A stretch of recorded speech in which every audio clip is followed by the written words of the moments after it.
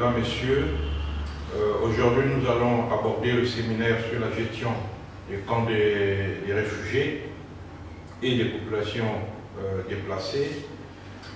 Ce séminaire est très important pour le parcours Action Humanitaire car cette activité constitue, je dirais, le cœur du métier parmi les fonctions les plus importantes de l'action humanitaire. Nous allons aborder 12 points. 12 points, cela va du statut juridique des camps jusqu'à la période de clôture du camp. Il faut déjà rappeler que les réfugiés et les personnes déplacées internes sont protégés par des instruments juridiques internationaux qui leur garantissent des droits, notamment le droit fondamental à une vie digne, libre de tout traitement cruel, inhumain ou dégradant. Et ils ont le droit à l'assistance humanitaire. Et ils ont le droit à une protection et à une sécurité. Les camps des réfugiés et personnes ou personnes déplacées doivent toujours être envisagés dans un contexte plus large qui prend en compte également les besoins et les droits des communautés riveraines, des communautés d'accueil. De même, il est important de développer une prise de conscience à l'égard des perceptions erronées de l'impact des réfugiés sur les communautés d'accueil. Les capacités des agences de gestion des camps, ce qu'on appelle les camp managers, varient considérablement en fonction de leurs compétences, de leur expérience et leur aptitude à chercher et recevoir le soutien des donateurs. La coordination et la gestion des camps après une crise donne lieu à une prise de décision et à une planification intimement liée à l'environnement. Il est donc reconnu que la façon dont l'emplacement d'un camp est négocié et dont le camp lui-même est installé a des incidences décisives sur la capacité à gérer à la fois le camp, mais surtout sur la protection de l'environnement. Car un camp humanitaire produit des externalités négatives sur l'environnement. Il faut donc y penser. Un camp a des impacts sur les riverains, les communautés qui vivent proches des camps. Il faut y penser. Il y a plusieurs documents que vous devez consulter sur Internet pour approfondir les questions que nous allons rapidement aborder dans le cadre de ce séminaire. Le premier document et le plus important, c'est le toolkit de gestion de camp. C'est un document qui fournit les instruments nécessaires à une gestion efficace des camps. Il est sur Internet, vous avez dans le document du cours l'adresse Internet.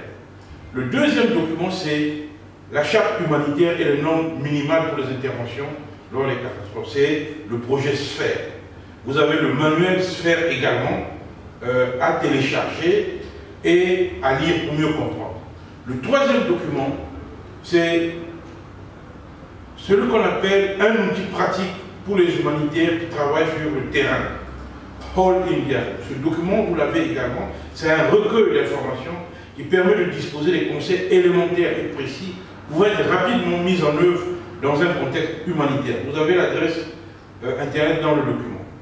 Nous avons également la prise en compte de l'environnement dans l'action humanitaire, un défi à relever, un document produit par l'URD. Ce document s'interroge sur les différentes méthodes grâce auxquelles les acteurs humanitaires peuvent atténuer leur impact sur l'environnement.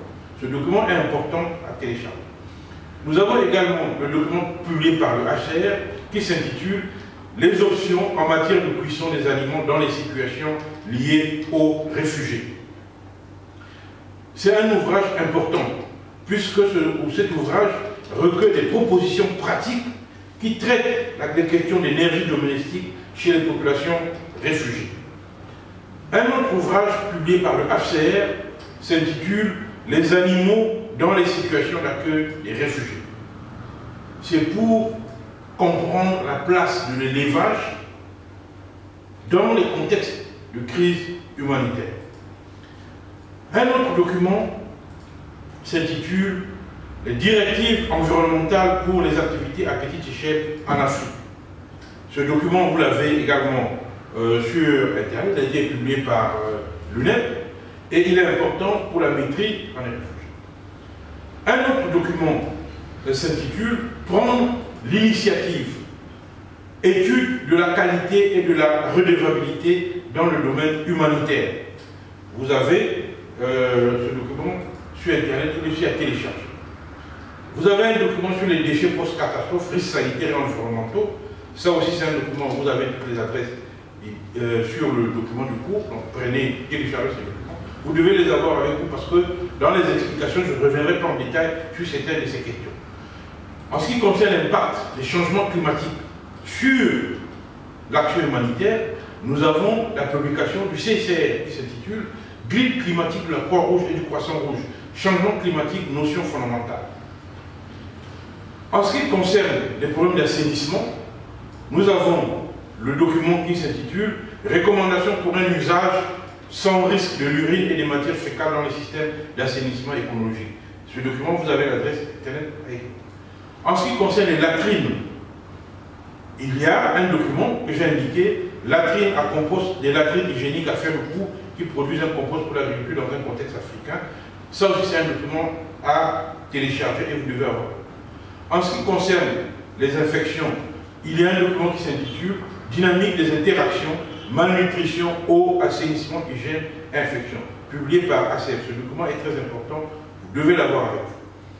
Un autre document qui s'intitule « L'eau qui tue, l'eau qui sauve, une urgence humanitaire ». Ce document traite la question de l'eau dans les camps humanitaires. Et un autre document du CICR, lui, il s'intitule « L'eau et la guerre, la réponse du CICR ». Ce document est très important. Un autre document, toujours sur l'eau et l'assainissement, c'est celui publié par ACF qui s'intitule « Eau, assainissement, hygiène pour les populations à risque ». Tous ces documents que je viens de vous indiquer sont des documents obligatoires pour comprendre la gestion des camps des réfugiés ou des populations déplacées. Je ne vais pas revenir sur les questions de l'eau, sur les questions d'assainissement, les détails, parce qu'il s'agit là des questions très techniques. Vous avez donc la documentation faite, élaborée par les professionnels. Moi, j'insiste sur les aspects juridiques et sur les questions managériales. Je ne vais pas rentrer, je ne suis pas spécialiste de l'assainissement, ni du traitement des déchets, etc. Ce sont des questions qui sont importantes, mais nous vous renvoyons à la lecture de ce document pour pouvoir comprendre de quoi il s'agit. Nous allons donc ici, en ce qui concerne la gestion des camps, insister particulièrement sur les questions juridiques et managériales. Commençons donc par le statut juridique des camps. C'est une question très importante. L'établissement des camps des réfugiés n'est pas spécifiquement prévu en droit international des réfugiés. Il n'y a pas une règle ou une convention qui prévoit de façon claire et précise les modalités juridiques de l'établissement des camps. C'est donc de façon informelle que le Haut Commissariat des Nations Unies a mis sur pied, puis géré les camps des réfugiés. Les structures d'autorité qui gouvernent les camps des réfugiés diffèrent de celles retrouvées au sein des camps. On a l'impression que dans un cas de réfugié, il y a une absence de souveraineté et qu'on essaie de bricoler les choses. C'est pourquoi les camps, comme espace de contrôle des gens qui sont souvent perçus comme des indésirables, sont administrés par les différents acteurs non étatiques qui sont présents. On verra que l'État n'est pas absent, en fait. Ces derniers temps qui assoient leur autorité et leur légitimité en cadrant les pouvoirs normalement exercés par l'État. Dans cet espace d'exception que le camp, les réfugiés n'ont pas accès aux mécanismes étatiques de justice comme l'exige pourtant la Convention relative au statut de réfugié. Et ça, c'est dans les faits. Mais on verra qu'il y a nécessité d'améliorer ça. On voit, à l'inverse, l'instauration des systèmes de règlement des différends dans les camps, ce qu'on appelle les CAM, Dispute Resolution System. Les Nations Unies et l'État hôte semblent régulièrement encourager les réfugiés à y organiser eux-mêmes et de façon totalement informelle leur propre justice en fonction de leur culture, etc. C'est ainsi qu'au nom d'un certain relativisme culturel, les réfugiés d'un camp sont hiérarchisés et des dominations d'exception sont exercées par certains groupes contre d'autres plus vulnérables. Par ailleurs, le personnel humanitaire commettant des atteintes à l'égard des droits des réfugiés échappe bien souvent à ces systèmes, en plus de passer entre les mailles des systèmes juridiques étatiques. Nous verrons que cela doit être amélioré. Si l'État est tenu de protéger les individus sur lesquels il exerce un contrôle, de respecter, de garantir les droits humains à tous les individus se trouvant sur son territoire, ainsi que leur offrir un recours lorsque ces droits sont bafoués, la situation se complique lorsque le contrôle sur une population est ambigu. En l'occurrence, et c'est le cas dans les camps des réfugiés. La prise en charge des réfugiés encampés, je vais utiliser souvent cette expression, c'est-à-dire qui sont dans un camp, n'est pas sans équivoque. Et les rôles joués par l'État sur son territoire où le camp est établi, y compris le rôle du Haut-Commissariat des Nations Unies pour les réfugiés, les rôles ne sont pas très clairs entre le HCR et l'État. Les fonctions que le HCR y exerce se rapprochent de celles généralement réservées à l'État.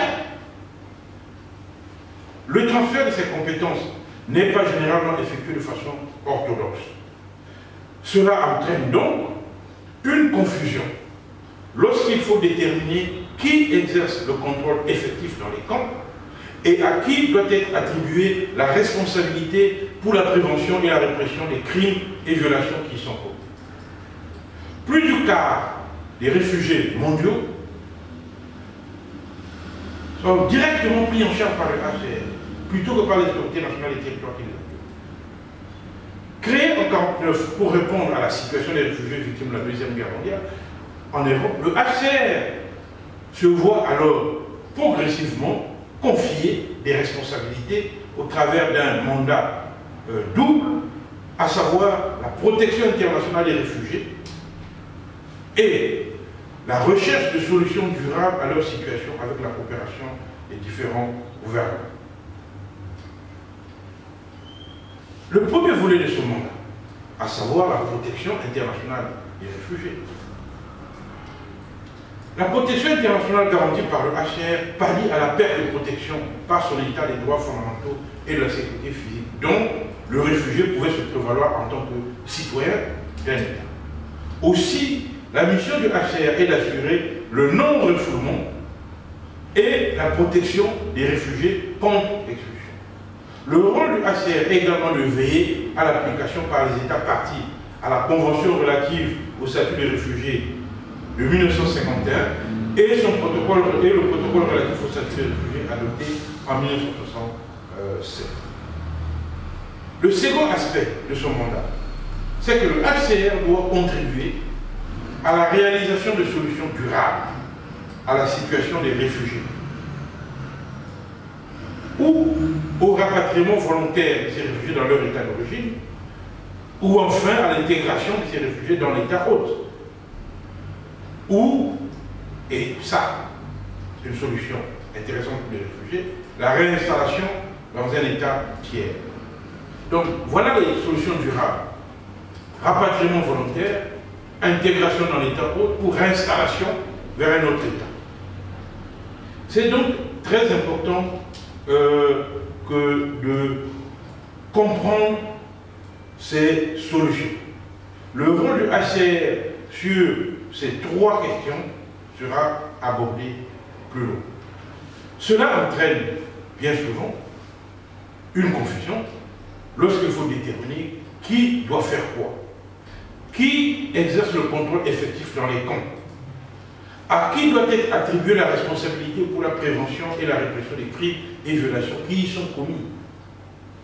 Le droit international des réfugiés, qu'il soit conventionnel ou coutumier, est bien muet quant à l'existence de ces camps et donc, par conséquent, au droit qui aurait à s'y appliquer. Il n'existe tout simplement pas de définition juridique de ce qu'est un camp des réfugiés. C'est un peu de bricolage juridique. Encore que le rôle initial du HCR se soit grandement transformé et ouvert à l'assistance matérielle dans les camps des réfugiés au fil des crises humanitaires. Ni le statut, ni la convention de 51, ni le protocole de 67 ne font état d'une mission quelconque de pourvoir ou superviser quelque abri physique ou camp pour loger les réfugiés. C'est ainsi, finalement, qu'on voit qu'il y a un véritable vide juridique qui affecte les camps des réfugiés. Les camps de réfugiés, pour reprendre les termes de l'anthropologue Michel Agé, se structurent d'une manière standardisée, planifiée et officielle. Ils sont organisés sur le modèle de véritables villes, en dépit qu'ils soient exclusivement soutenus par l'aide extérieure, dépendant de l'aide humanitaire contrôlée par les autorités locales ou internationales qui les prennent en charge. Ils sont pour la plupart installés sur des terrains vagues, des espaces peu hospitaliers, des régions éloignées, des zones habitées, bref, au sein de l'État hôte qui les abrite. On voit bien que l'éloignement des camps permet aux États inquiets des enjeux de sécurité d'assurer une forme de ségrégation géographique entre, d'une part, les réfugiés et la population nationale. On ne veut pas que les réfugiés se mélangent à sa propre population. Leur aménagement progressif reproduit les structures urbaines du temps. On y voit point les tentes collectives, etc., mais aussi les tentes familiales ainsi que les infrastructures parfois un peu personnalisées. On voit même des zones de protection pour les personnes qui sont menacées à l'intérieur de camps. On voit l'exemple des camps au Kenya. Ces camps constituent finalement la politique favorisée par le HCR en Afrique et dans le tiers-monde en général, voire dans les pays en développement. Ils sont généralement établis par le HCR selon un modèle identique, bien que le nombre d'habitants qu'ils accueillent varie entre 20 000 et 200 000 pour certains, voire plus, puisqu'aujourd'hui on assiste presque à la création des villes humanitaires. On le voit l'exemple au Kenya. Dans les années 2000, le HCR a privilégié davantage les camps de taille modérée, accueillant plutôt 5 000 à 10 000 personnes. Cette tendance à la diminution de taille des camps de réfugiés est motivée par les impacts environnementaux de leur surpopulation et les défis entourant la sécurité des camps qui accueillent 20 000 personnes, plus sujets d'ailleurs à des conflits interethniques ou à des manifestations, des irruptions de violence. On estime environ 300 le nombre des camps aujourd'hui chapeautés par le HCR dans le monde entier. Le passage par ce type de camp devrait être considéré comme une étape intermédiaire dans le parcours du réfugié, suivant le moment de la fuite, puis précédant le rapatriement volontaire, l'intégration dans le pays d'accueil ou la réinstallation dans un État tiers. Ce passage dans les camps est en théorie provisoire et temporaire, mais en réalité, on voit bien qu'il se prolonge et s'étend sur des années, voire des décennies. Le cas de certains camps palestiniens en Jordanie, depuis plus de 50 ans. Les caractéristiques marquantes de ces camps sont la restriction de mouvement et leur gouvernance. Les réfugiés, ils sont littéralement, je dirais, entreposés et administrés par le HCR, dans un univers distinct de l'environnement social et légal de l'État hôte. Quoi qu'étant considéré comme une solution de dernier recours, parce qu'on n'a pas le choix, les camps de réfugiés présentent certains avantages organisationnels qui permettent au HCR d'acheminer l'aide et les services nécessaires à ses bénéficiaires, ainsi que de contrôler plus efficacement l'identification des réfugiés. De fait, les services essentiels et la gestion quotidienne sont des responsabilités qui incombent généralement au HCR, même si ces fonctions ne sont pas formellement prévues à son moment. Aucune obligation ou encadrement juridique en la matière n'existe pour orienter les activités de cette nature dans les camps. C'est pourquoi il faut dire que l'action du HCR sur le terrain, dans les camps des réfugiés, est particulièrement frappante parce qu'elle s'opère généralement dans un cadre totalement informel, bricolé avec l'expérience et en fonction des contraintes. C'est que la présence physique du HCR n'a pas été initialement envisagée à l'extérieur du siège de Genève. L'agence, au départ, n'avait qu'un mandat de liaison, une fonction non opérationnelle de sollicitation des États qui ne requérait pas sa présence sur le terrain. En outre, la Convention de 1951 exige des États un certain niveau de coopération avec le HCR. Ni l'autorisation de la présence de ces représentants ou l'accès physique à leur territoire ne constitue le corollaire de cette obligation. Elle renvoie plutôt à l'obligation de protéger les droits des réfugiés sur le territoire de ces États. Néanmoins, l'évolution du mandat de HCR a entraîné l'élargissement de son champ d'action qui s'est traduit par une présence physique accrue auprès des populations relevant de son mandat. Et donc, et par voie de conséquence, l'ouverture de bureaux ainsi que de représentations à l'extérieur. Voilà comment le HCR a donc conclu des accords de coopération avec les États selon un modèle préterminer qui existe sous presque la même forme depuis 1980. Toutefois, la conclusion de tels accords est pour le moment optionnelle, puisque l'absence d'un accord n'est pas réellement un obstacle à l'établissement des représentations du HCR. Parce que le HCR précise dans son manuel opérationnel qu'en l'absence d'accord, c'est sous le gide du Programme des Nations Unies pour le développement que le HCR va opérer dans l'État. On constate par ailleurs que la dénomination de ces accords n'est pas uniforme et que moins du tiers de ceux-ci arborent explicitement dans leur titre le terme coopération, laissant l'ensemble des accords conclus selon cette pratique passablement hétéroclite. De plus, il n'est pas nécessaire pour les signatures d'accords de coopération que les États soient signataires de la Convention de 1951 ou du protocole de 1967. Les accords pouvant simplement être conclus en vertu du statut du HCR. En ce qui a trait au contenu des accords, il est relativement abstrait, non spécifique et peu personnalisé. Ces accords ne diffèrent que légèrement du schéma universel du modèle, en plus de rester vague sur les fonctions du HCR dans l'État. Leur teneur est donc plutôt standardisée et se limite à la déclinaison des responsabilités mutuelles des parties, ainsi que des privilèges et immunités dont doivent jouir les représentants du HCR et l'organisation elle-même dans le pays. Aussi, la cohérence de tels accords ne s'impose pas à première vue. L'accord de coopération fait référence aux modalités de la présence du HCR, sans préciser sa finalité, autrement dit les raisons et actions concrètes que le HCR devrait mener dans le pays. Mais cet accord permet au HCR d'exercer ses fonctions sur le territoire d'un État sans pour autant faire explicitement référence à leur nature. C'est ça qui peut être ambigu dans ce type d'accord. Ces accords sont d'ailleurs les mêmes, que ce soit dans un État hôte des réfugiés ou dans un État d'origine où le HCR veille au rapatriement librement consenti des réfugiés. La pratique révèle aussi la présence de plusieurs bureaux du HCR dans des États n'ayant pas signé d'accord de coopération.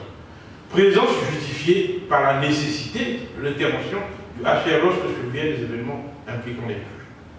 Dénué de toute référence substantielle aux activités du HCR au sein des camps, n'étant pas mis en place systématiquement, ne faisant essentiellement que réitérer les immunités fonctionnelles du HCR et de son personnel, ces accords de coopération n'encadrent pas les activités du HCR, pas plus qu'ils n'établissent clairement les modalités de coopération d'État signataires et le HCR à l'égard des réfugiés.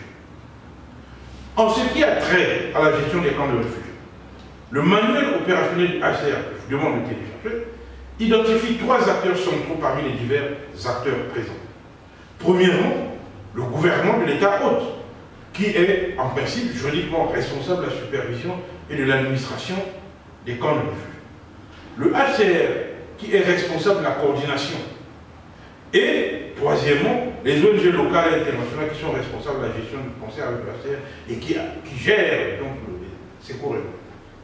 L'État hôte est donc en charge de l'administration des camps des réfugiés. C'est-à-dire, c'est à lui qu'incombe l'obligation de veiller au maintien de la loi et de l'ordre, ainsi que du caractère civil du camp. C'est à cet État qu'incombe également l'obligation d'émettre des documents officiels, le permis et d'assurer la sécurité des lieux. Or, qu'est-ce qu'on voit dans les faits? Lorsque la situation est particulièrement urgente, c'est plutôt le HCR qui assume une responsabilité opérationnelle accrue. Notamment lorsque l'État hôte est dans l'incapacité de répondre adéquatement à la situation des réfugiés. En particulier lorsqu'il y a un afflux des réfugiés. Le HCR, qui est présent sur le terrain, est quant à lui généralement garant de la coordination. Il doit assurer cette coordination, c'est-à-dire il doit veiller à ce que les standards internationaux, notamment la circulaire du secrétaire général qui porte sur les dispositions spéciales visant à prévenir l'exploitation de la vie sexuelle, et le code de conduite soit diffusé en réponse au scandale relatif à l'exploitation sexuelle dans les camps des réfugiés.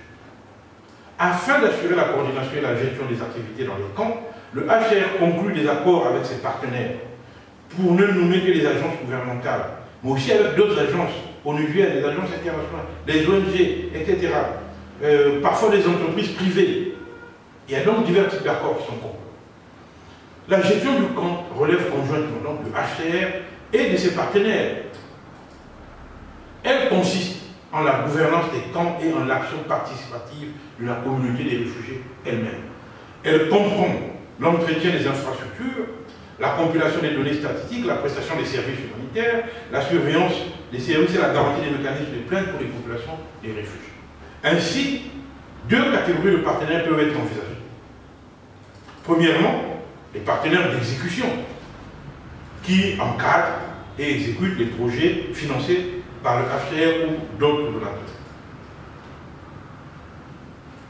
Deuxièmement, il y a des partenaires opérationnels proprement dits qui désignent des projets communs où le HCR agit en guise de coordonnateur avec des organismes mettant bénévolement à disposition de leurs compétences spécialisées.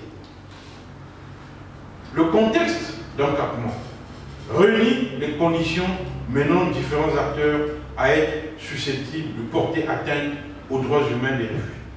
L'État et ses agents, les réfugiés entre eux, ainsi que le HCR et le personnel humanitaire de façon globale.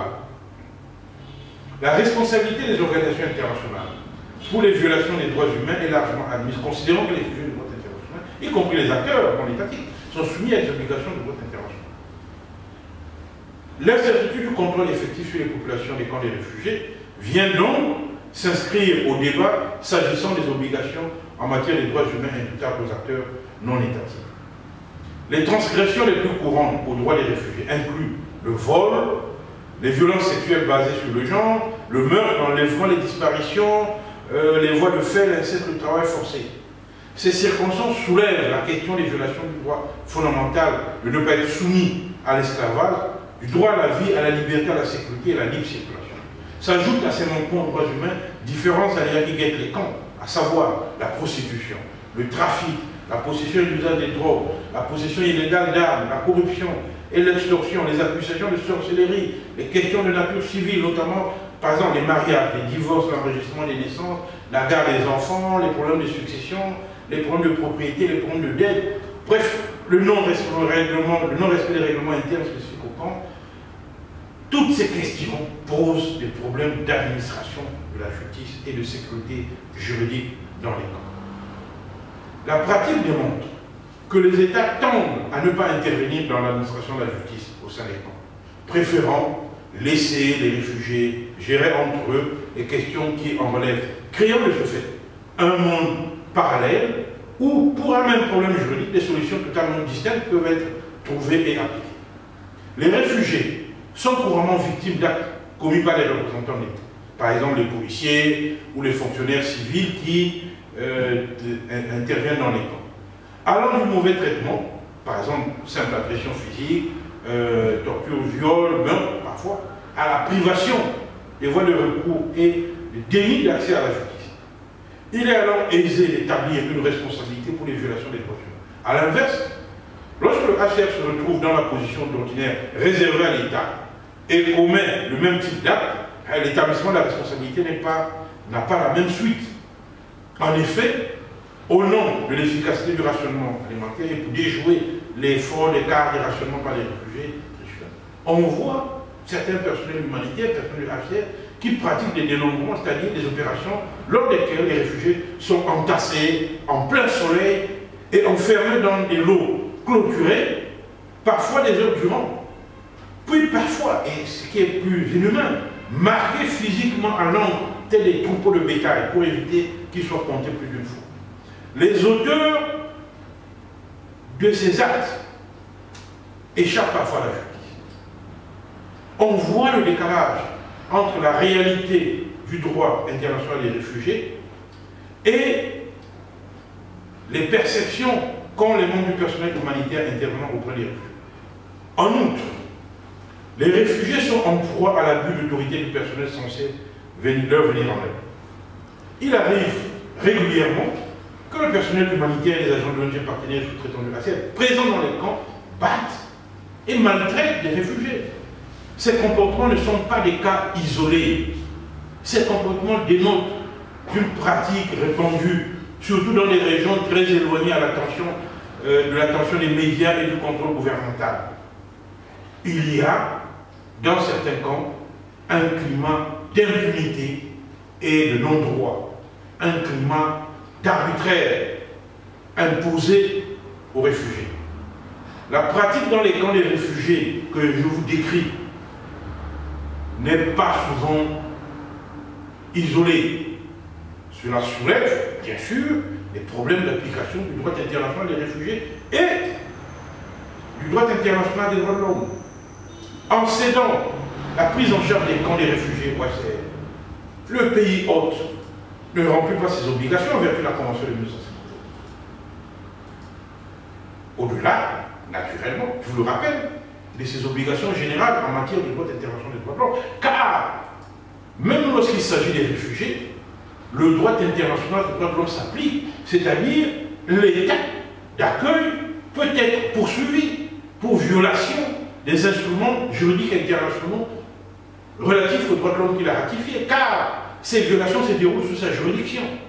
Et aucune convention internationale relative aux droits de l'homme ne dit que les réfugiés ne sont pas concernés par les dites conventions, parce que ces conventions s'appliquent à tout être humain qui est sous la juridiction de l'État. Donc il y a là une double faute, une violation de la Convention de 1951, puis une deuxième couche, une violation du droit international des droits de l'homme, notamment les deux pactes de 1966, la Convention sur les droits de l'enfant, la Convention sur les droits de la femme, etc. Conséquemment, le HCR exerce des fonctions bien au-delà de ses compétences statutaires. Une situation qui mène souvent à l'escamotage de ces fonctions liées à la protection des réfugiés. Au regard du droit applicable en matière de droits humains, il est évident que ces normes ont vocation à s'appliquer dans les camps des réfugiés. Cela sous-tend, comme je viens de vous le présenter, que l'État hôte applique le droit sur son territoire et s'engage à ne pas manquer à ses obligations au regard des droits humains, en vertu de son droit interne et du droit international, conventionnel ou coutumier, y compris le droit international humanitaire. En outre, la mise en œuvre du droit relève de l'État hôte, qui a la responsabilité d'assurer le maintien de l'ordre ainsi que la sécurité physique des personnes. Une telle proposition suggère également que le HCR, en exerçant ses fonctions statutaires sur le territoire de l'État, et particulièrement à l'endroit des réfugiés, soit soumis au droit interne de l'État. Il n'échappe pas, les personnels doivent respecter le droit. Selon l'article 16, alinéa 1 de la Convention de 1950, les réfugiés peuvent rester en justice et les États hôtes sont tenus de leur assurer l'accès aux tribunaux nationaux. Or, en pratique, les réfugiés confinés dans les camps n'y ont pas accès. Ou peut-être ne font-ils pas usage en cas d'atteinte de leurs droits. Mais faut-il en plus qu'ils puissent connaître les procédures judiciaires locales, les obstacles à l'accès à la justice doivent être surmontés. Comment? Avec quelle assistance juridique? Avec quels moyens? Parmi les obstacles faisant entrave à un plein accès à la justice, on peut relever les distances physiques. Je vous ai déjà dit que les camps sont éloignés, souvent des villes où se trouvent les tribunaux. Ce qui fait que le réfugié ne va pas faire 100 km pour aller porter plainte. Il y a le manque d'infrastructures permettant une représentation adéquate et l'aide juridique nécessaire. On aurait pu avoir un bureau d'aide juridique dans un camp pour pouvoir informer les réfugiés que vous pouvez porter plainte à partir en faisant ceci, en faisant ceci. La mauvaise compréhension ou la méconnaissance du système national de justice et le manque de ressources inhérents à leur condition. Les réfugiés sont des étrangers dans le pays où ils se trouvent. Ils ne connaissent pas forcément le droit de ce pays. Ils ne sont pas familiers des procédures judiciaires dans ces pays. Donc cette méconnaissance peut expliquer la réticence que les réfugiés ont à porter plainte en cas de violation de leurs droits.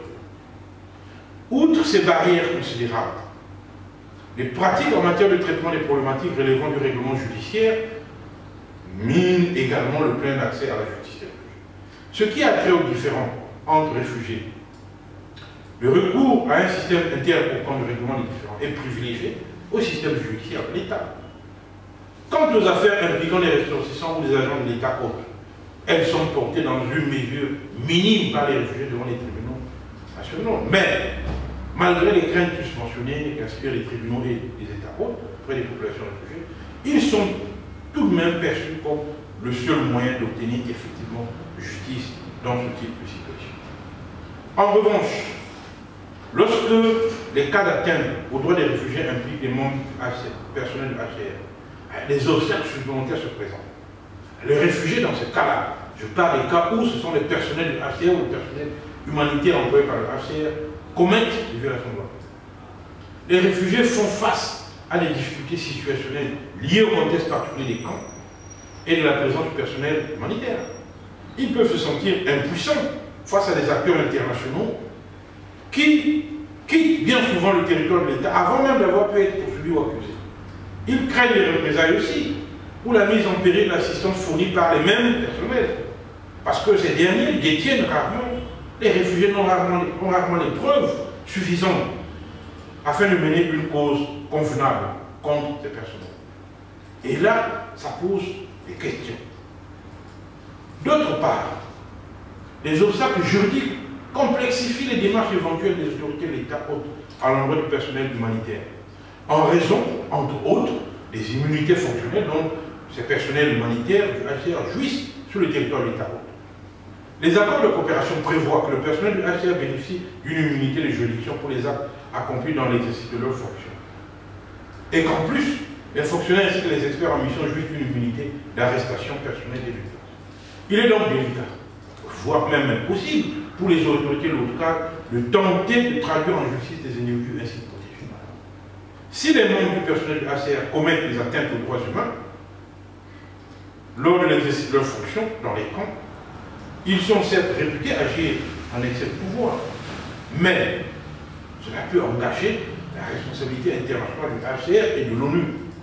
Si les gouvernements des États hôtes ne sont pas en mesure d'organiser une réponse aux violations des droits humains commises contre les réfugiés dans les camps, et d'entreprendre les démarches qui s'imposent pour poursuivre en justice les auteurs de ces crimes, aucune instance ne défend les droits des réfugiés. Bien que les États soient souverains en matière d'administration de la justice sur le territoire, l'absence de volonté politique, parfois doublée de la précarité judiciaire, combinée aux déficiences du système de justice nationale, tout ça fait obstacle à l'accès effectif aux tribunaux des États hôtes pour les réfugiés. Le HCR n'a en contrepartie pas les moyens, ni même l'autorité d'administrer le système de justice dans les camps. En conséquence, la méfiance des réfugiés et le défaut d'accessibilité de la justice étatique sont et deviennent un terrain propice à l'établissement des systèmes parallèles de justice à celui de l'État, qu'on appelle les systèmes de résolution des différends. Ces systèmes de justice informels sont d'ordinaire organisés par les réfugiés, faisant du camp un espace d'exception au sein de l'État hôte, une zone où la législation nationale n'a que peu d'emprise sur ceux qui y sont confiés. De par ces initiatives encouragées et même parfois financées par le HCR, les réfugiés mettent en place leur propre justice. Cette situation témoigne du peu d'emprise du système judiciaire national pour l'application du droit dans les camps des réfugiés. Malgré la pratique répandue de ces systèmes judiciaires parallèles, il n'existe pas de modèle unique de système juridique. Chaque camp se révèle distinct par ses normes et ses codes de conduite qui sont parfois articulés avec les cultures des réfugiés. Si cette pratique peut sembler à première vue présenter des avantages, notamment au regard du respect de certaines pratiques culturelles, certaines nuances doivent être apportées.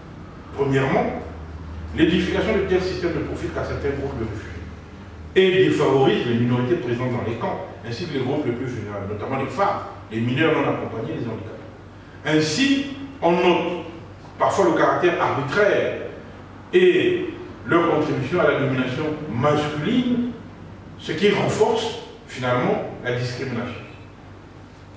Il est reconnu, certes, le besoin de justice, mais ce besoin de justice ne doit pas se transformer en une entreprise de discrimination, de ségrégation et finalement de déni de la justice. Donc, ce premier point me semblait être un point important, à savoir discuter du statut juridique de camp. Le deuxième point, c'est l'ouverture d'un camp. Deuxième question, l'ouverture d'un camp. Il est reconnu que la façon dont l'emplacement d'un camp est négocié et dont le camp lui-même est installé peut avoir une incidence décisive sur la capacité à le gérer une fois qu'il est établi. Cette première étape, la vie d'un camp, est donc essentielle pour assurer son succès en tant que communauté opérationnelle au sein de laquelle les résidents puissent bénéficier d'un abri, de protection et de l'accès à des services humanitaires. Lorsqu'un camp est établi, on ne sait pas pour combien de temps ces services vont être requis. Il est donc d'autant plus important de partir du bon pied. Le premier élément, c'est l'identification du site et les négociations pour l'ouverture d'un camp. Les négociations et l'identification des nouveaux sites et entrées au camp planifiés sont habituellement prises par le gouvernement concerné et les agences responsables mandatées, notamment le HCR. Ces négociations ont lieu avant qu'une agence de gestion de camp ne soit sélectionnée. De même, la détermination du site, l'élaboration de ces plans, les négociations avec la communauté locale et la préparation d'un protocole d'accord, ainsi que l'identification d'autres agences qui travailleront dans le camp, ne relèvent pas de la responsabilité de l'agence de gestion de camp, ce qui est regrettable d'ailleurs. En effet, dans la mesure où l'agence de gestion de camp aura la responsabilité globale de l'installation et du fonctionnement du camp, elle aurait dû avoir son mot à dire dans les étapes initiales du processus.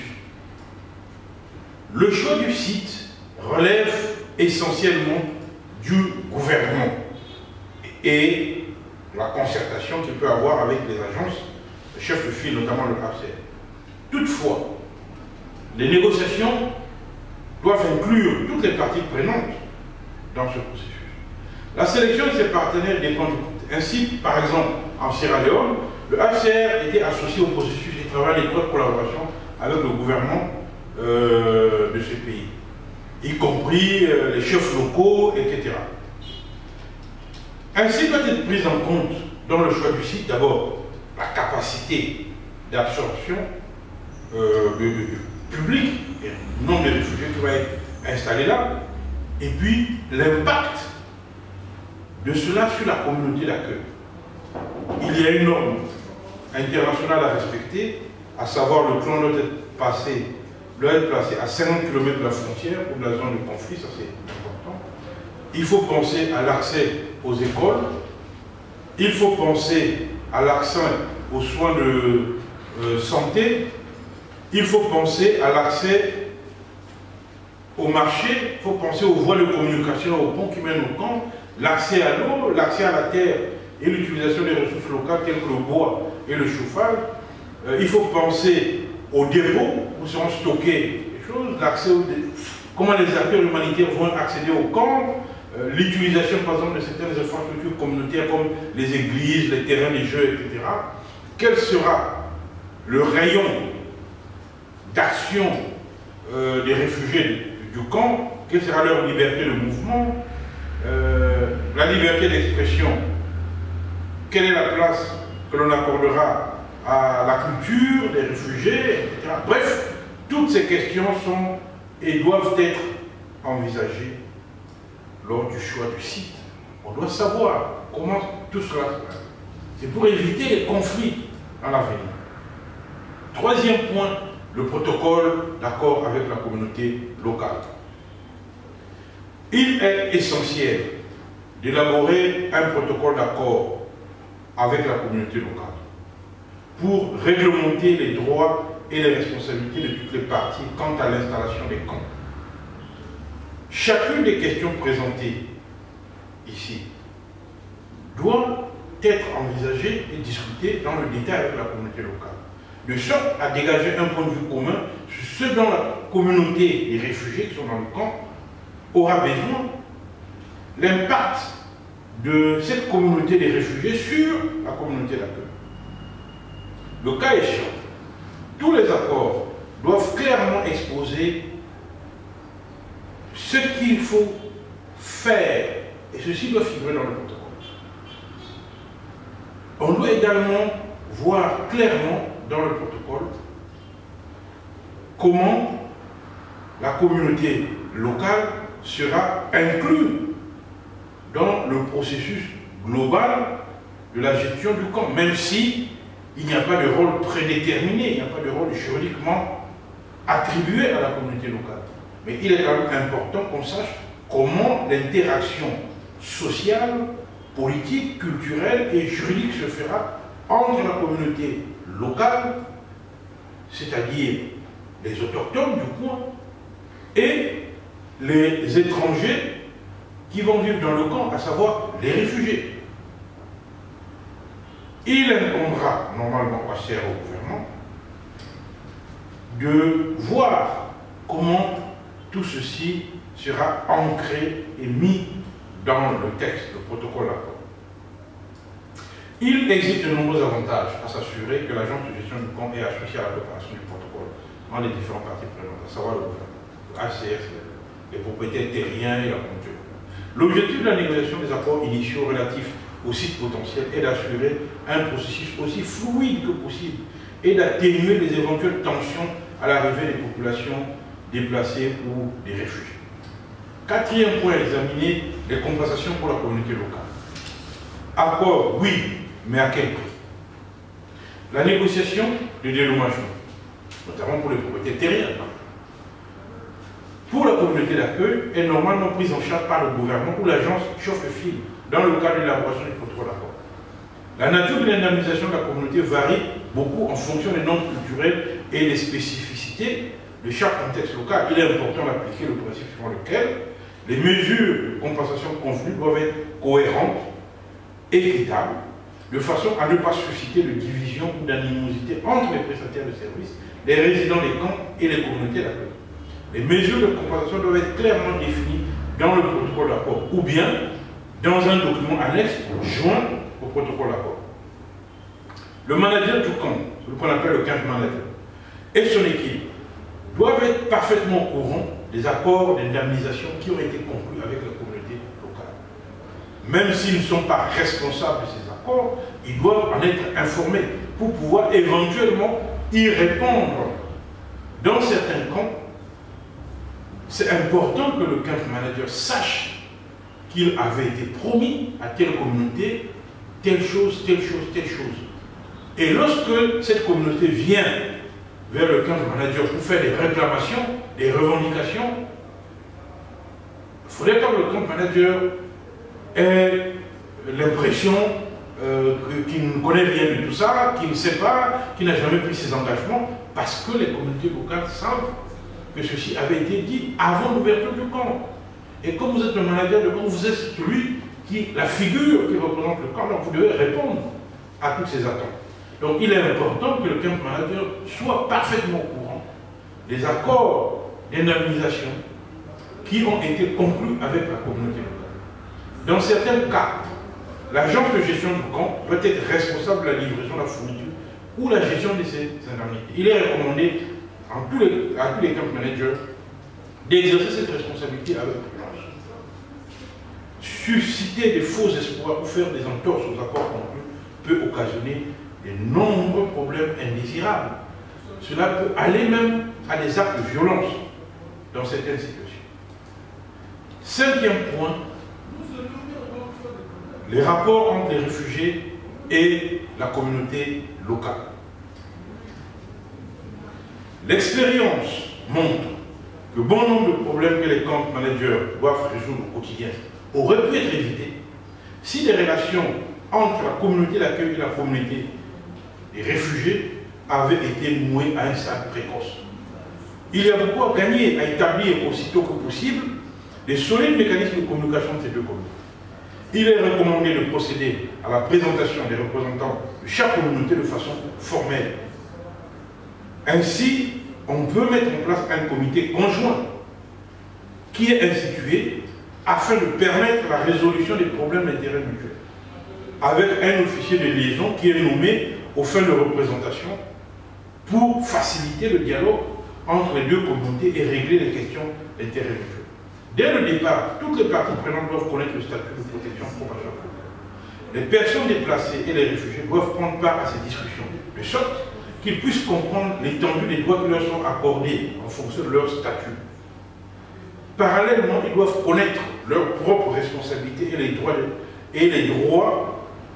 de leurs hôtes.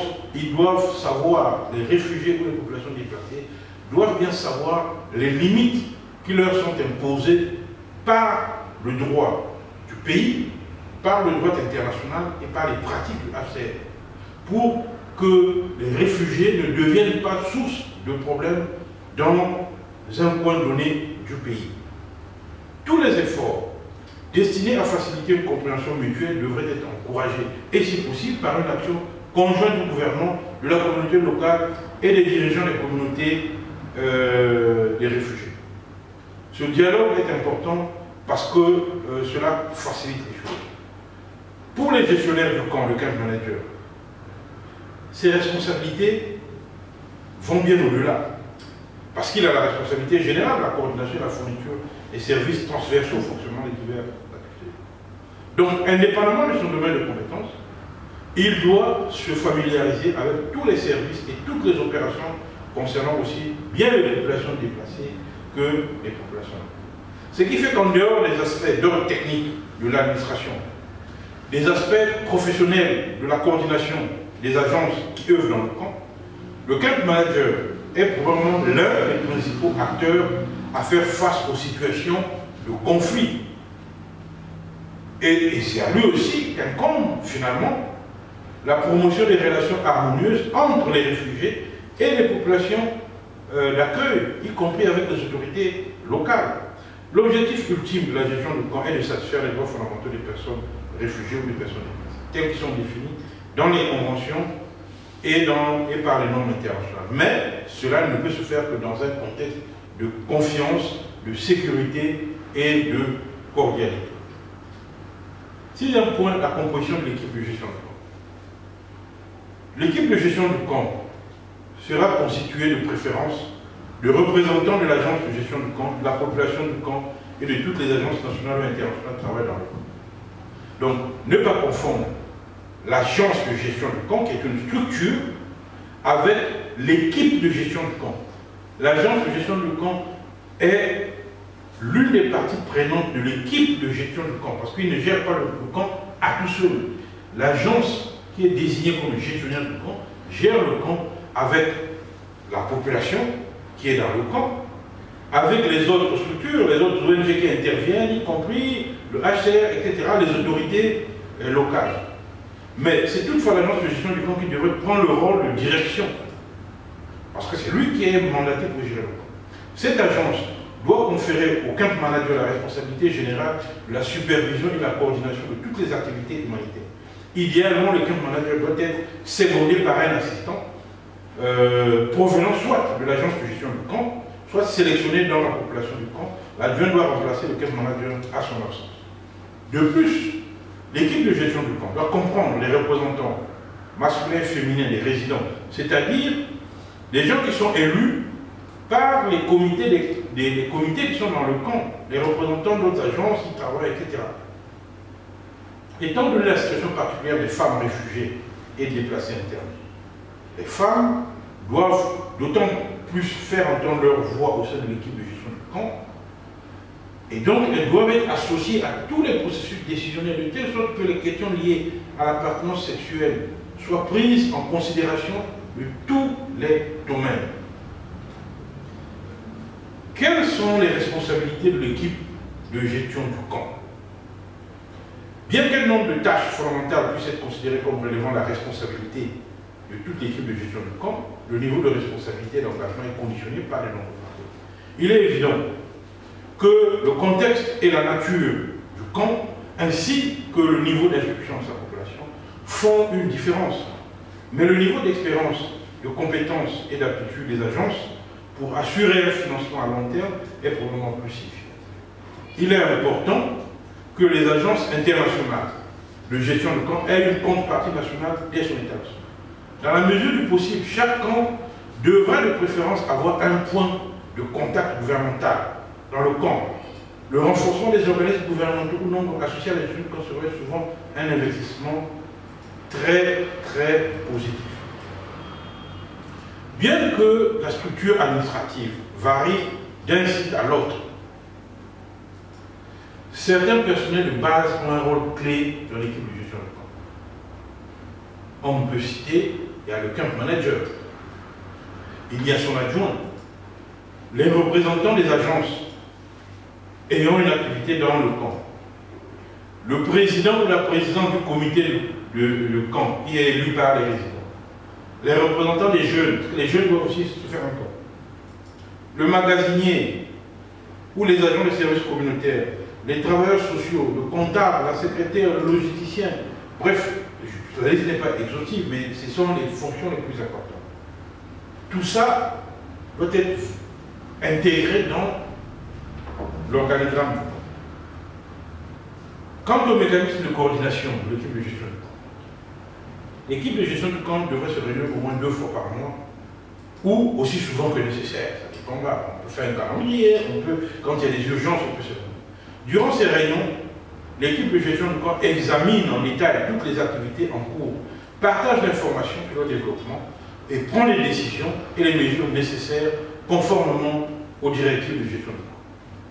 Les questions ou besoins concernant le bien-être de certains groupes de la population du camp doivent toujours être prioritaires, notamment les enfants, les femmes enceintes, etc. Il faut y veiller. La participation communautaire est essentielle pour développer ou reconstruire une communauté qui fonctionne. Grâce à leur participation, les personnes déplacées peuvent regagner de l'influence et reprendre le contrôle de leur vie, ce qui à son tour aura un effet positif sur leur bien-être personnel.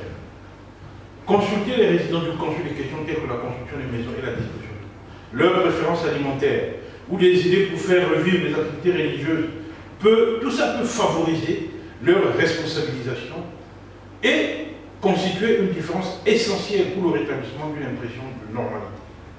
Développer le sens des responsabilités en matière d'organisation, identifier des chefs capables et faisant preuve d'autorité peut demander du temps, mais à terme, un tel processus peut ouvrir la voie à un certain degré de gouvernance locale. Notamment lorsque les camps sont appelés à durer, on a besoin de certaines figures qui représentent l'autorité et permettent de coordonner les choses et surtout d'imposer une paix sociale à l'intérieur du camp. Quatrième point à examiner, la participation communautaire et le comité du camp. Comme je l'ai indiqué, ouvrir un camp c'est bien. Désigner un gestionnaire de camp, c'est bon, mais encore il faut faire participer la communauté à la gestion de ce camp. C'est très important parce que sans l'implication des réfugiés eux-mêmes, sans la volonté des réfugiés de s'assumer et d'accepter la situation dans laquelle ils se trouvent pour pouvoir favoriser l'assistance humanitaire, rien de bon ne se fera. On ira de conflit en conflit, etc. On a vu des situations très tendues entre les acteurs humanitaires et les résidents d'un camp. C'est pourquoi la participation communautaire est importante. D'abord, cette communauté doit être représentée. Premier point, donc, la représentation de la communauté. Assurer la participation des communautés dépend largement des structures du pouvoir interne. Les représentants des communautés, que ce soit des réfugiés ou des populations déplacées internes, doivent être des chefs de dirigeants, hommes ou femmes, qui ont une certaine expérience et une certaine culture. Et surtout une certaine légitimité. Les expériences d'élection démocratique des dirigeants et l'alternance de dirigeants dans les camps peuvent accroître la confiance des communautés en leurs propres dirigeants et leur volonté de progrès. Mais attention, on n'organise pas des élections n'importe comment. Il faut tenir compte de certains aspects culturels éventuellement. Comment organiser des élections responsables? Il convient, dans ce cas, de développer des stratégies et d'organiser des élections démocratiques dès les premiers stades du camp. Pour chaque président ou chaque chef de camp élu, qu'il soit homme ou femme, il faudrait s'assurer qu'il existe une contrepartie avec des responsables. Si vous mettez un homme à la tête du camp, il est mieux de mettre comme adjoint une femme, ou vice-versa. Troisième point, l'élaboration d'un code de conduite pour les représentants communautaires. Une fois qu'il est élu ou désigné, le représentant de la communauté ne doit pas s'imaginer qu'il devient un tyran. Il faut faire attention. Il faut donc qu'il y ait un code de conduite pour les représentants communautaires. Ce code de conduite est destiné à guider leur comportement et surtout comment ils vont exercer leur pouvoir. C'est pourquoi le camp manager doit élaborer pour moi des normes pour tous les représentants et structures de pouvoir, tels que les comités exécutifs, les comités de camp, les comités décisionnaires, tout ça. On doit le savoir. Quatrième point, il faut instaurer un comité de doléances, un comité d'arbitrage. Un comité d'arbitrage indépendant devait être instauré afin de régler les litiges et les infractions pénales mineures, voilà, des choses mineures, petits vols, etc., au sein du camp. La petite délinquance peut être traitée par ce comité d'arbitrage, tandis que les infractions plus sérieuses doivent être renvoyées au système judiciaire de l'État. Il faut savoir que les petits litiges peuvent empoisonner la vie dans les camps. Il est donc important d'encourager les résidents du camp à développer leur sens de responsabilité, à stimuler l'esprit de collaboration. C'est pourquoi chaque camp manager ou chaque agence de gestion devrait évidemment trouver des structures organisationnelles appropriées qui pourront fonctionner dans leur propre environnement culturel et en fonction des contraintes particulières du camp. Cinquième point, les lieux de rencontre communautaire. Le camp est comme une ville, une cité. Quels sont les lieux où les gens qui quittent leur tente, qui quittent leur baraquement vont se rencontrer? C'est important d'avoir des lieux de rencontre communautaire. Il convient donc d'allouer et de construire un nombre suffisant de lieux de rencontre communautaire à travers le camp. Ce sont des zones coupe-feu qui peuvent être utilisées à cet effet. Il pourra s'agir d'abris couverts spécifiques, des cases de paix ou de lieux de rencontre, etc. Et quand le climat est chaud, il conviendrait de trouver des lieux ombragés avec de l'eau et des sanitaires à proximité. Ceci permet aux gens qui sont dans le camp de se rencontrer sans pouvoir aller dans les cases des autres, de se rencontrer, de discuter et de se connaître aussi. Surtout de se connaître, de s'échanger des informations. Et surtout parfois pour déminer les rumeurs. Parce que les rumeurs parfois causent des problèmes graves à l'intérieur du camp. Il est donc important de trouver des lieux de rencontre.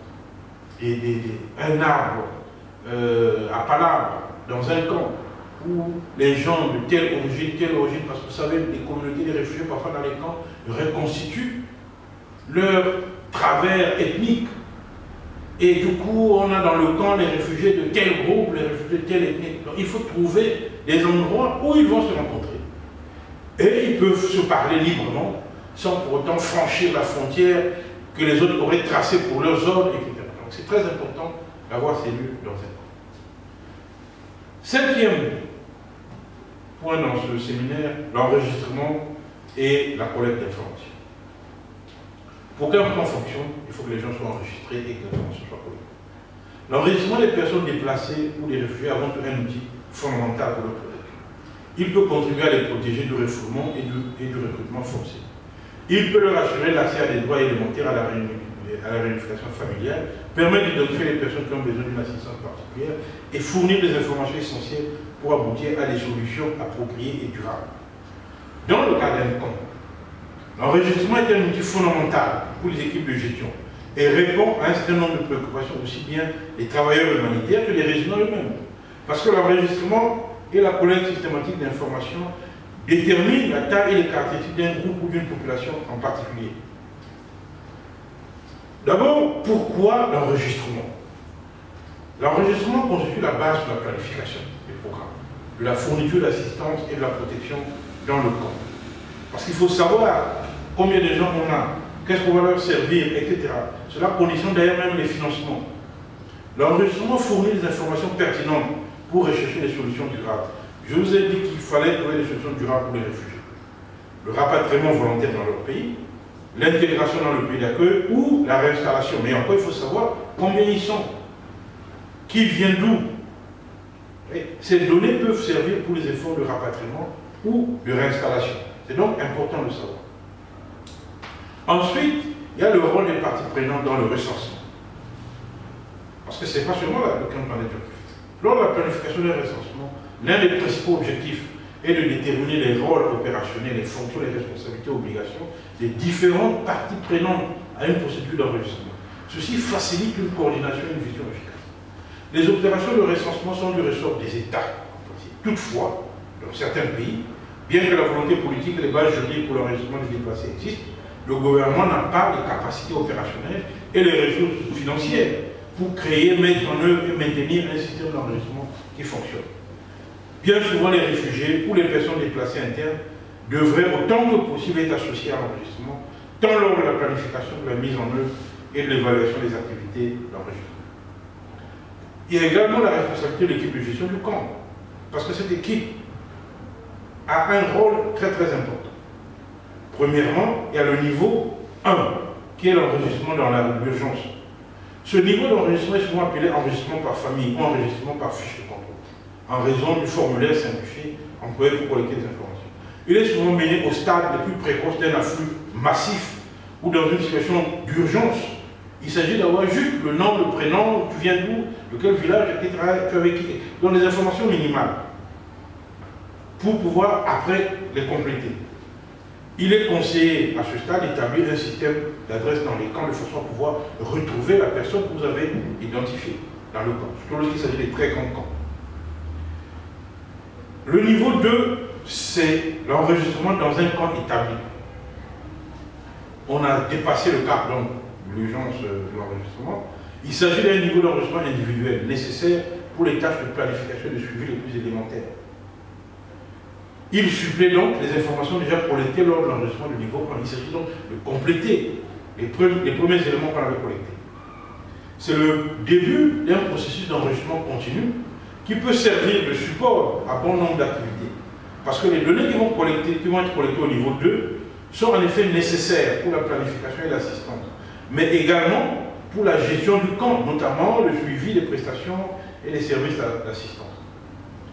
Enfin, il y a le niveau 3. C'est maintenant ce qu'on appelle l'enregistrement complet. Il faut avoir le profil complet de l'individu. On doit compléter les informations du niveau 2. Ainsi, l'enregistrement du niveau 3 doit être effectué dans les 12 mois suivant l'ouverture du camp. Cela peut permettre de bien identifier alors la personne pour savoir d'où il vient, avec qui il est, etc., etc. Donc on a toutes les informations de façon plus détaillée pour organiser soit le rapatriement volontaire, parce qu'il faudrait bien savoir la personne vient d'où. Si vous voulez rapatrier la personne dans son pays, mais la personne, vous n'allez pas déposer la personne à l'aéroport. Donc la personne sera acheminée vers un village peut-être. Mais si ce village a été totalement détruit, vous n'allez pas l'envoyer là-bas. Donc il faut savoir. Un autre problème, les enfants. Les enfants courent un risque particulier car ils sont souvent privés de soins et de protection. Il faut donc bien établir l'identité de chaque enfant, sa situation, l'historique de la séparation, ses avis, ses souhaits. Il est avec qui, il est avec sa famille, qui l'accompagne, etc. Et souvent là, on a aussi des cas de fraude à l'adoption, etc. L'enregistrement intégral et précis des femmes est essentiel pour la protection de celles-ci. Une fois que les femmes faisant l'objet d'une attention particulière ont été enregistrées, leur localisation, la composition de leur famille, de leur ménage, on peut savoir quels sont les besoins de protection individuelle et d'assistance qu'il leur faut. Les nouveaux arrivants doivent aussi être soumis à un processus d'enregistrement similaire aux gens qui vivent bien dans le camp et se voient délivrer une carte d'identité. Toutefois, il importe dans la mesure du possible de vérifier par regroupement les nouveaux arrivants ne sont pas enregistrés dans un autre camp ou à d'autres points, parce qu'il y a des gens qui veulent s'enregistrer 2-3 fois dans le même camp. Ils changent de zone, tout ça parce qu'ils veulent obtenir 2 ou 3 fois la nourriture. Donc il faut vérifier que l'individu que vous enregistrez, s'il n'avait pas déjà été enregistré, ou bien s'il n'est pas enregistré dans un camp voisin, et qu'il vient juste se faire enregistrer pour pouvoir avoir la nourriture. Cinquièmement, l'enregistrement et le collecte d'informations. Ceci est facile. Comment savoir qu'une personne n'est pas enregistrée à plusieurs niveaux? La vérification est facile à faire lorsqu'une base de données est créée, notamment une base de données numérique. Les réfugiés qui viennent à pied, comme ça, ne doivent pas être enregistrés directement dans la base de données. Il faut qu'il y ait une procédure claire d'inscription avant d'atteindre le camp final. Il peut être en outre utile d'enregistrer l'appartenance ethnique à la nationalité et la nationalité dans la mesure où c'est légal, afin d'éviter les conflits potentiels. La langue et la religion peuvent également être enregistrées, ces données peuvent se révéler utiles lors de la production de documents d'information pour l'enseignement et lors de l'installation des lieux de prière. Eu égard à la distribution de nourriture, peut être aussi utile d'enregistrer les revenus, les valeurs et les dépenses, en particulier si les réfugiés ou les personnes déplacées sont installées à long terme. Il faut vérifier le processus d'enregistrement, mais également le processus de radiation. Les données enregistrées doivent toujours être mises à jour. En plus de fournir des informations pour les statuts de protection et de distribution, une mise à jour et une gestion régulière des données réduisent la nécessité d'opérations d'enregistrement de masse qui sont souvent coûteuses et complexes, parfois conflictuelles. La vérification est importante également pour les registres et les cartes des réfugiés. Et surtout, lorsqu'il faut radier les réfugiés qui sont partis, annuler les cartes perdues ou volées ou endommagées, émettre les duplicata, il faut être sûr qu'il n'y a pas de fraude. Il faut donc s'assurer, et c'est normal, de la présence physique de la personne concernée pour supprimer les doubles enregistrements ou bien les enregistrements erronés.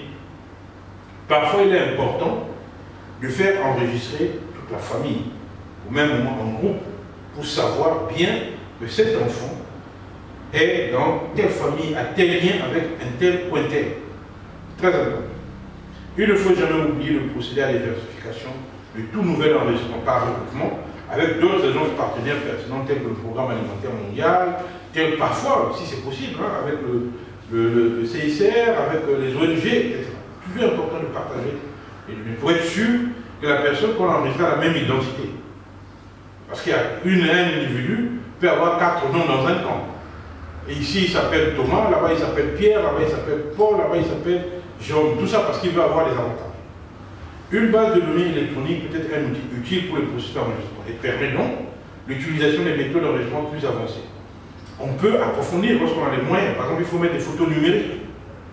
On peut prendre des empreintes si c'est possible et si c'est légal pour savoir qu'on a affaire à la même personne, etc. Et n'oublions pas que toutes ces informations sont liées à l'évolution démographique du camp. Parce que l'outil démographique est un outil important dans la gestion d'une communauté. Après l'enregistrement, nous avons, 6e point, la protection. La protection des réfugiés ou des personnes déplacées à l'intérieur de leur propre pays peut être définie comme un ensemble d'interventions destinées à assurer leurs droits humains conformément aux conventions et aux normes ratifiées par les États. Les réfugiés et les déplacés ont des besoins similaires. La seule différence, c'est que les réfugiés ont quitté leur pays, alors que les déplacés sont à l'intérieur de leur pays, mais ont quitté une zone dangereuse pour s'implanter ailleurs. Donc la différence n'est pas souvent factuelle. La différence, elle est sur le plan juridique.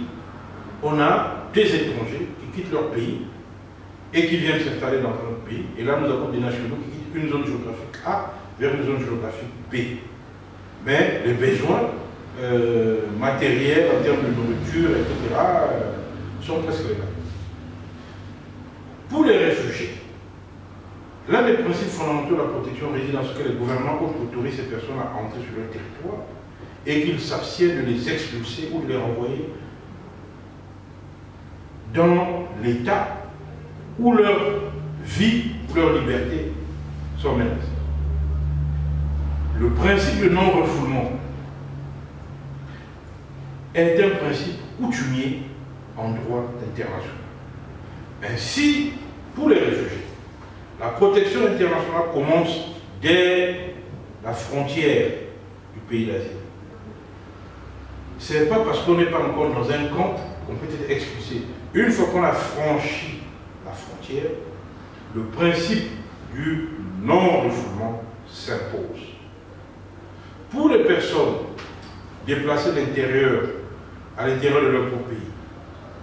Il s'agit des personnes, ou des groupes de personnes, qui ont été forcées ou contraintes à fuir ou à quitter leur foyer, leur maison, leur village, soit à raison d'un conflit, soit à cause d'une catastrophe naturelle, et qui n'ont pas franchi les frontières internationales de leur pays. Ils sont toujours à l'intérieur de leur pays, mais ont quitté leur lieu habituel de vie pour s'implanter ailleurs.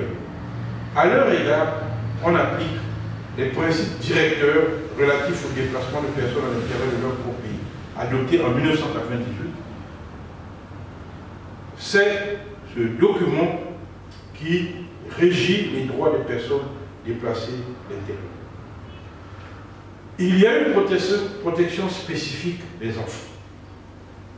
Les déplacés de population, qui sont souvent de pair avec les conflits armés, la rupture du soutien familial et les structures de la communauté, ont des effets de longue durée sur le développement des enfants. Les enfants sont plus vulnérables aux effets de la malnutrition, la maladie, le manque de soins, la violence, etc. Et surtout la situation physique du déplacement.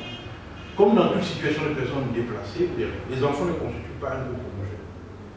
Bien que de façon générale, que les enfants soient vulnérables, certains le sont plus que d'autres.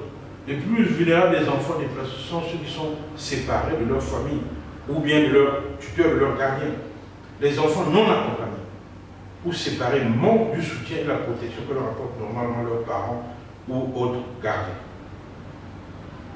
C'est pourquoi il est important d'être très attentif à la situation de ces enfants. La protection spécifique des enfants, il y a aussi la protection spécifique qui est fondée sur la prévention de la violence fondée sur l'appartenance sexuelle. Ce qu'on appelle les violences fondées sur le genre. La violence fondée sur l'appartenance sexuelle ou violence basée sur le genre est un terme générique qui couvre plus que les agressions sexuelles que le viol. La violence fondée sur l'appartenance sexuelle englobe une série d'actes de violence commis contre des femmes parce que ce sont des femmes ou des hommes parce que ce sont des hommes. Elle est fondée sur la façon dont une société donnée assigne et considère les rôles et les attentes de ces personnes. Elle inclut la violence sexuelle, les abus sur le partenaire intime ou l'épouse, notamment les violences domestiques, les abus émotionnels ou psychologiques, la traite des personnes, la prostitution forcée, l'exploitation sexuelle, le harcèlement sexuel, les pratiques traditionnelles nuisibles comme les mutilations génitales, le mariage forcé, l'infanticide des petites filles, etc. Et aussi certaines pratiques discriminatoires qui sont fondées sur le sexe. Cependant, la plupart de ces violences concernent une femme survivante et un homme, parfois. Quant aux actes de cette nature perpétrés contre des jeunes garçons et des femmes et des hommes, ils sont aussi en majorité le fait de tueurs masculins. Les résidents des camps ont perdu leur mécanisme de protection, tel que leur système de soutien social et financier, ainsi que leur structure familiale et communautaire, et sont de ce fait plus vulnérables. La violence fondée sur l'appartenance sexuelle inclut les abus de pouvoir aussi. L'abus de pouvoir, dans le contexte de la violence fondée sur l'appartenance sexuelle, se réfère à l'utilisation de toute forme de pression pour obtenir d'une personne plus faible des faveurs sexuelles, en échange d'avantages, de promesses, etc. Il existe d'ailleurs un lien évident entre l'inégalité de pouvoir et la propagation du VIH. Cinquième point important dans la protection, c'est la protection du camp lui-même. Au-delà de la protection des individus, mais la protection du camp. La question de la protection peut être envisagée dès la sélection du site du camp. Déjà, la norme, c'est que le site doit se trouver à au moins 50 km de la frontière et des zones de conflit. C'est déjà un élément essentiel dans la protection du camp. Il faut aussi concevoir le camp et le situer de façon à éviter que les groupes vulnérables ne fassent l'objet de sévices ou d'abus. Il faut donc faire de telle sorte que les installations communautaires, comme les latrines, les sanitaires, etc., soient situées dans les parties centrales et bien éclairées du camp. Il en est de même des zones de distribution de la nourriture et des points d'eau. Parce que le souci de protection doit servir de fil conducteur à toutes les étapes et à tous les niveaux de l'existence d'un camp. Ceci est important pour tout le monde. La protection consiste donc à garantir les droits fondamentaux des personnes déplacées et des réfugiés tels que définis par les conventions internationales. Ceci ne peut se faire que parce qu'il y a un partenariat pour la protection. Parce que un seul organisme, une seule ONG ou le seul agent de protection ne peut pas lui tout seul faire toute la protection. Quels sont donc les partenaires de la protection? Une opération humanitaire a pour objectif, par le biais des interventions, de prodiguer assistance et protection aux personnes affligées par les conflits ou par les catastrophes.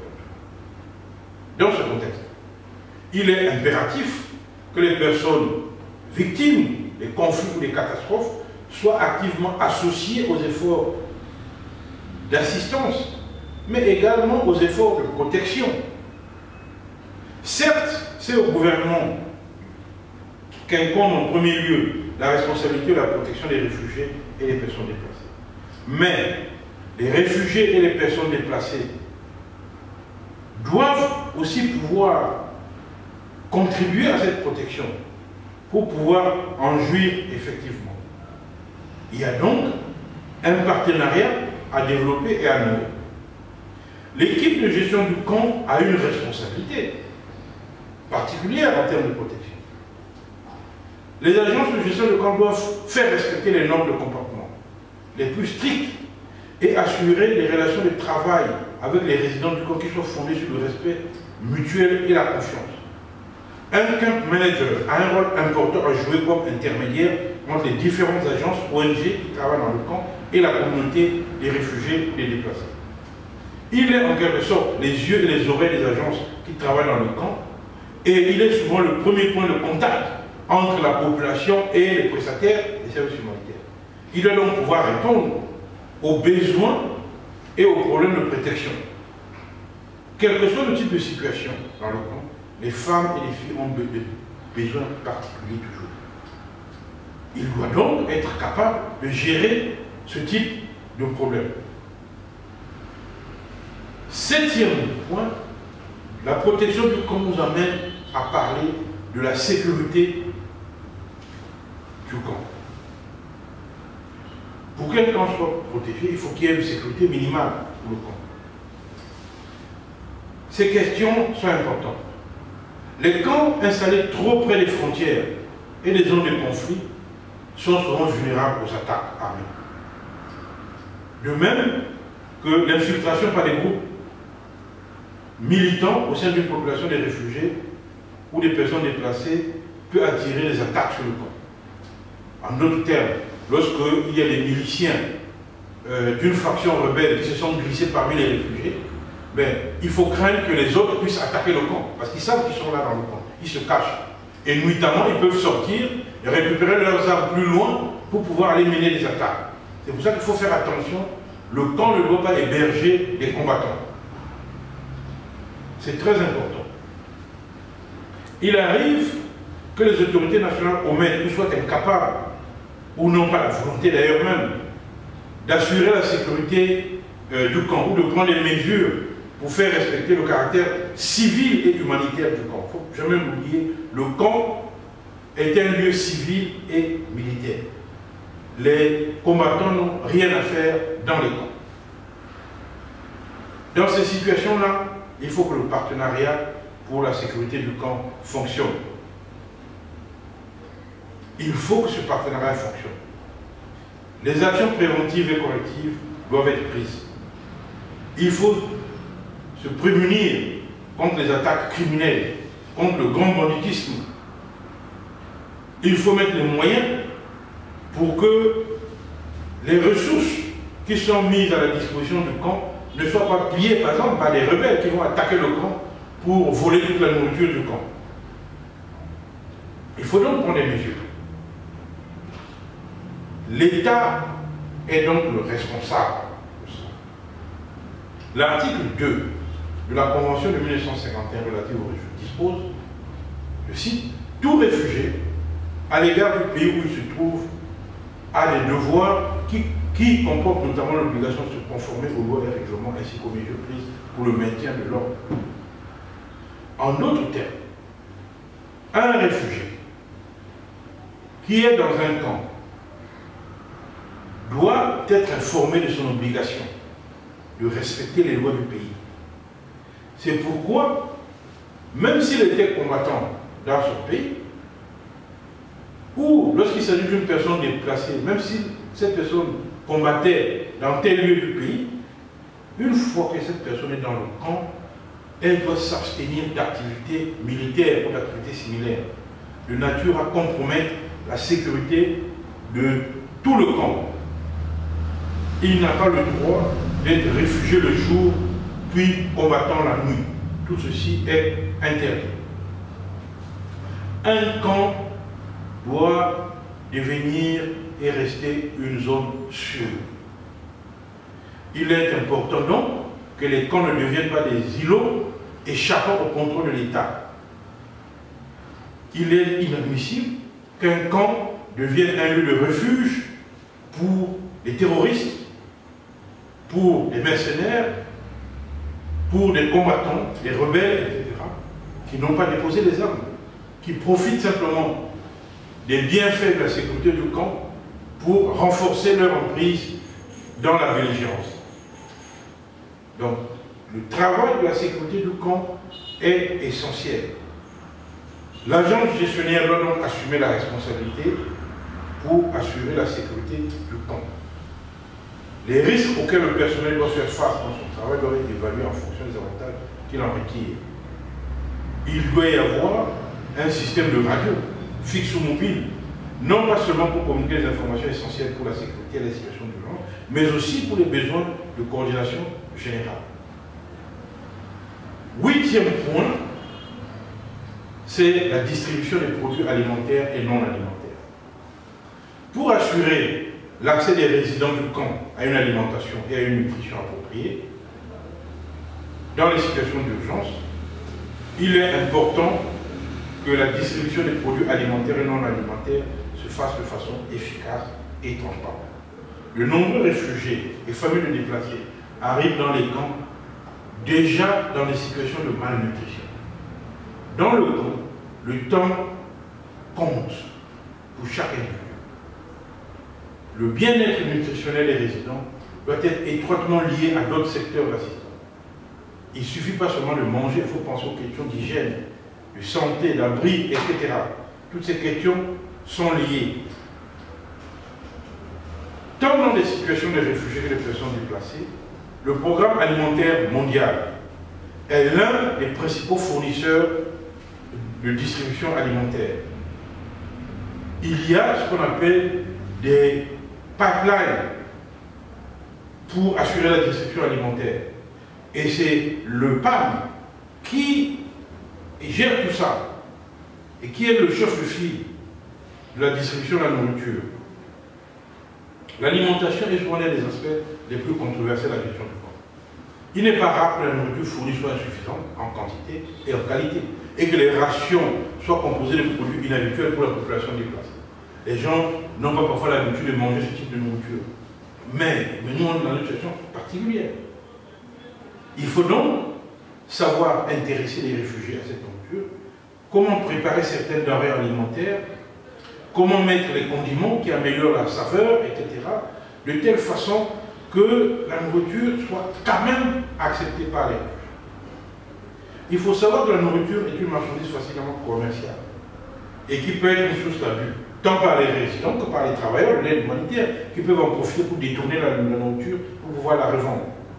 Il ne faut pas aussi oublier que les combattants cherchent des moyens pour venir voler la nourriture. Donc il faut réfléchir à l'entreposage de cette nourriture, où est-ce qu'il faut la garder en lieu sûr, mais en lieu propre. Il faut éviter la poussière, il faut éviter tout ce qui peut endommager cette nourriture. Donc les entrepôts doivent être clairement situés. Donc pour les camps des réfugiés, le protocole d'accord de juillet 2002 conclu entre le PAM et le HCR décrit l'emplacement des points de livraison avancés et les points de distribution finaux destinés à l'alimentation. Il faut donc lire ce protocole. Une surface appropriée doit être prévue pour le stockage des produits alimentaires et non alimentaires en toute saison. Pour un entrepreneur de courte durée, les bâches peuvent être utilisées. Pour un stockage à long terme, il convient d'utiliser des projets communautaires complémentaires. Il y a également la question des jardins potagers de petits élevages. Je vous ai cité le livre pour ça. Référez-vous à ce livre. La question de l'éducation nutritionnelle. Il faut apprendre aux gens à manger. Ne serait-ce parce que les mères peuvent en arriver à douter de la façon de nourrir leurs enfants correctement. Du fait que dans certaines circonstances inhabituelles, les parents n'ont pas accès aux produits de la chasse et de la cueillette, aux poissons, au lait ou au marché auxquels ils sont habitués. Donc il faut leur apprendre comment manger avec les produits qu'ils ont. Surtout lorsque les produits inconnus ne sont pas correctement introduits. Il est fréquent que des rumeurs alors se répandent. La nourriture, on dit que la nourriture est empoisonnée, ou bien qu'elle est susceptible de rendre les femmes ou les hommes stériles, ou les hommes deviendront impuissants s'ils mangent cette nourriture. Il y a tout un tas de rumeurs. Il faut donc des campagnes d'éducation nutritionnelle. Il faut éviter aussi que les gens deviennent oisifs dans les camps. C'est pour ça qu'il faut faire des projets générateurs de revenus basés sur la culture des produits de base, des légumes, le petit élevage, pour la consommation individuelle, etc. Et ça peut aussi générer des revenus pour les réfugiés. Quant à la distribution des produits non alimentaires, il faut savoir que les situations d'exode entraînent toujours la perte des biens propres. Très souvent, les gens s'enfuient avec à peine un peu plus de vêtements qu'ils portent. C'est pourquoi, en plus de l'aide alimentaire, c'est-à-dire la nourriture qu'on leur donne, les réfugiés ou les personnes déplacées ont besoin de certains articles non alimentaires pour leur survie, tels que les couvertures, les tapis, les bâches plastiques, pour se protéger contre la pluie, etc. Il leur faut aussi de quoi cuisiner, les casseroles, les assiettes, les cuillères, etc. Il leur faut du savon, la lessive, bref, tout un tas de produits non alimentaires qui sont importants. Il y a un manuel, pour ça je vous renvoie à ce manuel. La question de l'eau, de l'hygiène et de l'assainissement. Je vous ai indiqué plusieurs ouvrages dès le début de ce séminaire qui traitent de cette question. C'est pour ça que dès le départ je vous disais que je ne vais pas approfondir ces questions. Mais ces questions sont importantes. Il y a la problématique du WhatsApp. Bien que la responsabilité du camp manager varie suivant qu'il soit ou non le prestataire du cluster eau, hygiène, assainissement, ce qu'on appelle le WhatsApp, Water and Sanitation. L'objectif de toute action sanitaire devrait être le même. Promouvoir un environnement sûr pour la communauté des réfugiés ou des déplacés, en réduisant et en contrôlant l'apparition d'une contamination fécale ou orale et d'autres maladies liées à l'environnement. Donc, l'ouvrage que je vous ai recommandé pour le WhatsApp, vous devrez le lire pour approfondir ces questions d'eau, d'hygiène et d'assainissement. La responsabilité de l'équipe de gestion du camp en matière de WhatsApp, c'est qu'il faut contrôler, présenter des rapports, partager l'information. C'est important. Quand on pense que ces services sont primordiaux pour le bien-être des communautés, l'application des mesures de suivi et la présentation des rapports sur les problèmes affectant le service figure au nombre des priorités pour l'équipe de gestion du camp. L'éducation, les loisirs et l'autonomisation. Je vous ai indiqué les manuels. Il y a le séminaire INE, en ce qui concerne l'éducation. Je vais vous référer au séminaire INE pour savoir comment on assure l'éducation dans des contextes de crise humanitaire. Dans les camps, il existe souvent de nombreux obstacles à la fourniture d'activités éducatives et des loisirs pour les enfants. Toutefois, le gouvernement hôte peut faire quelque chose. Mais il arrive parfois que ce gouvernement dénie toute éducation aux enfants des réfugiés, parce qu'il n'est pas en mesure de couvrir les besoins de sa propre population. Il ne voit pas pourquoi ses propres écoles seront saturées encore des enfants des réfugiés. C'est pour ça que dans certaines situations, on refuse d'accueillir les enfants des réfugiés dans les écoles. Sous divers prétextes, on dit « Ah non, ils sont malades, ils vont venir contaminer nos enfants, etc. » Alors, on est obligé d'organiser dans le camp l'éducation des enfants. Même ce qui serait souhaitable, c'est que ces enfants aillent dans les écoles d'à côté, mais il faut faire avec. L'éducation des enfants dans les camps, il y a souvent beaucoup de difficultés. Mais il incombe au camp manager d'assurer un égal accès à l'éducation pour tous. Les enfants qui sont dans les camps ont les mêmes droits que les autres enfants. Comme nous l'avons déjà dit, sur cette question de l'éducation, je vous renvoie au séminaire sur l'INE. En ce qui concerne les loisirs dans le camp, les jeunes et les adolescents constituent un groupe vulnérable lorsqu'ils deviennent oisifs. À la différence des adultes, les jeunes et les adolescents sont encore en cours de croissance et donc ont des besoins et des priorités assez particuliers. Pendant leur déplacement, les familles et les communautés n'ont pas d'autre choix que d'abandonner leur méthode de socialisation et d'éducation des jeunes. Alors, les jeunes adolescents, dans le camp, font face à une rupture brutale des stades normaux de développement social et psychologique, ayant vécu parfois des atrocités, des conflits. Ces jeunes ont une maturité précoce. Certains, ayant perdu leurs parents, se retrouvant simplement avec leurs petits frères, se comportent rapidement en adultes et développent des aptitudes et des comportements qui font d'eux des parents précoces. Et pourtant, ils sont encore adolescents. Il faut donc trouver des moyens de leur offrir des activités de loisirs au sein des camps. Dans un environnement qui favorise les activités pour les plus jeunes, il est probable que les adolescents seront moins impliqués dans les activités perturbatrices ou négatives au fonctionnement. Un programme complet destiné à la jeunesse dans le camp pourra réduire l'oisiveté et l'ennui. Et souvent, cela permet d'éviter la délinquance, le vol, la violence sexuelle, les infections sexuellement transmissibles, le sida, la consommation de drogues et d'alcool. Il faut donc occuper ces enfants en dehors de l'éducation pour éviter que ces jeunes tombent dans la drogue et finalement menacent la sécurité et la vie paisible dans le camp. Il y a également les questions qui sont liées aux soins de santé et de l'éducation sanitaire. Il faut qu'il y ait une éducation pour que les jeunes comprennent ce qu'on entend par les maladies sexuellement transmissibles et le sida. En fin de jour, il faut un soutien psychosocial. C'est important pour certains jeunes qui ont vécu des traumatismes. On peut aussi envisager des stratégies de subsistance en vue d'une autonomie de ces jeunes. Tout ça peut être très important. Neuvième point, neuvième chapitre, la consolidation de la paix et la réconciliation dans le camp. Les réfugiés ou les personnes déplacées ont fui la guerre ou les catastrophes. Dans bien des cas, ces personnes ont vécu, ont fui les violents conflits. Promouvoir donc au sein des camps les activités centrées spécifiquement sur le développement de la communauté et les échanges relationnels, promouvoir la tolérance et la paix est une nécessité. Parfois, les réfugiés sont des éléments perturbateurs de la paix. Il ne faut jamais l'oublier.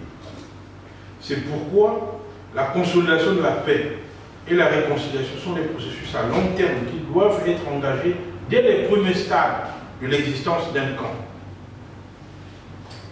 Il ne faut pas s'imaginer que les réfugiés sont des gens pleinement pacifiques. Non. Il ne faut pas se baisser d'illusions.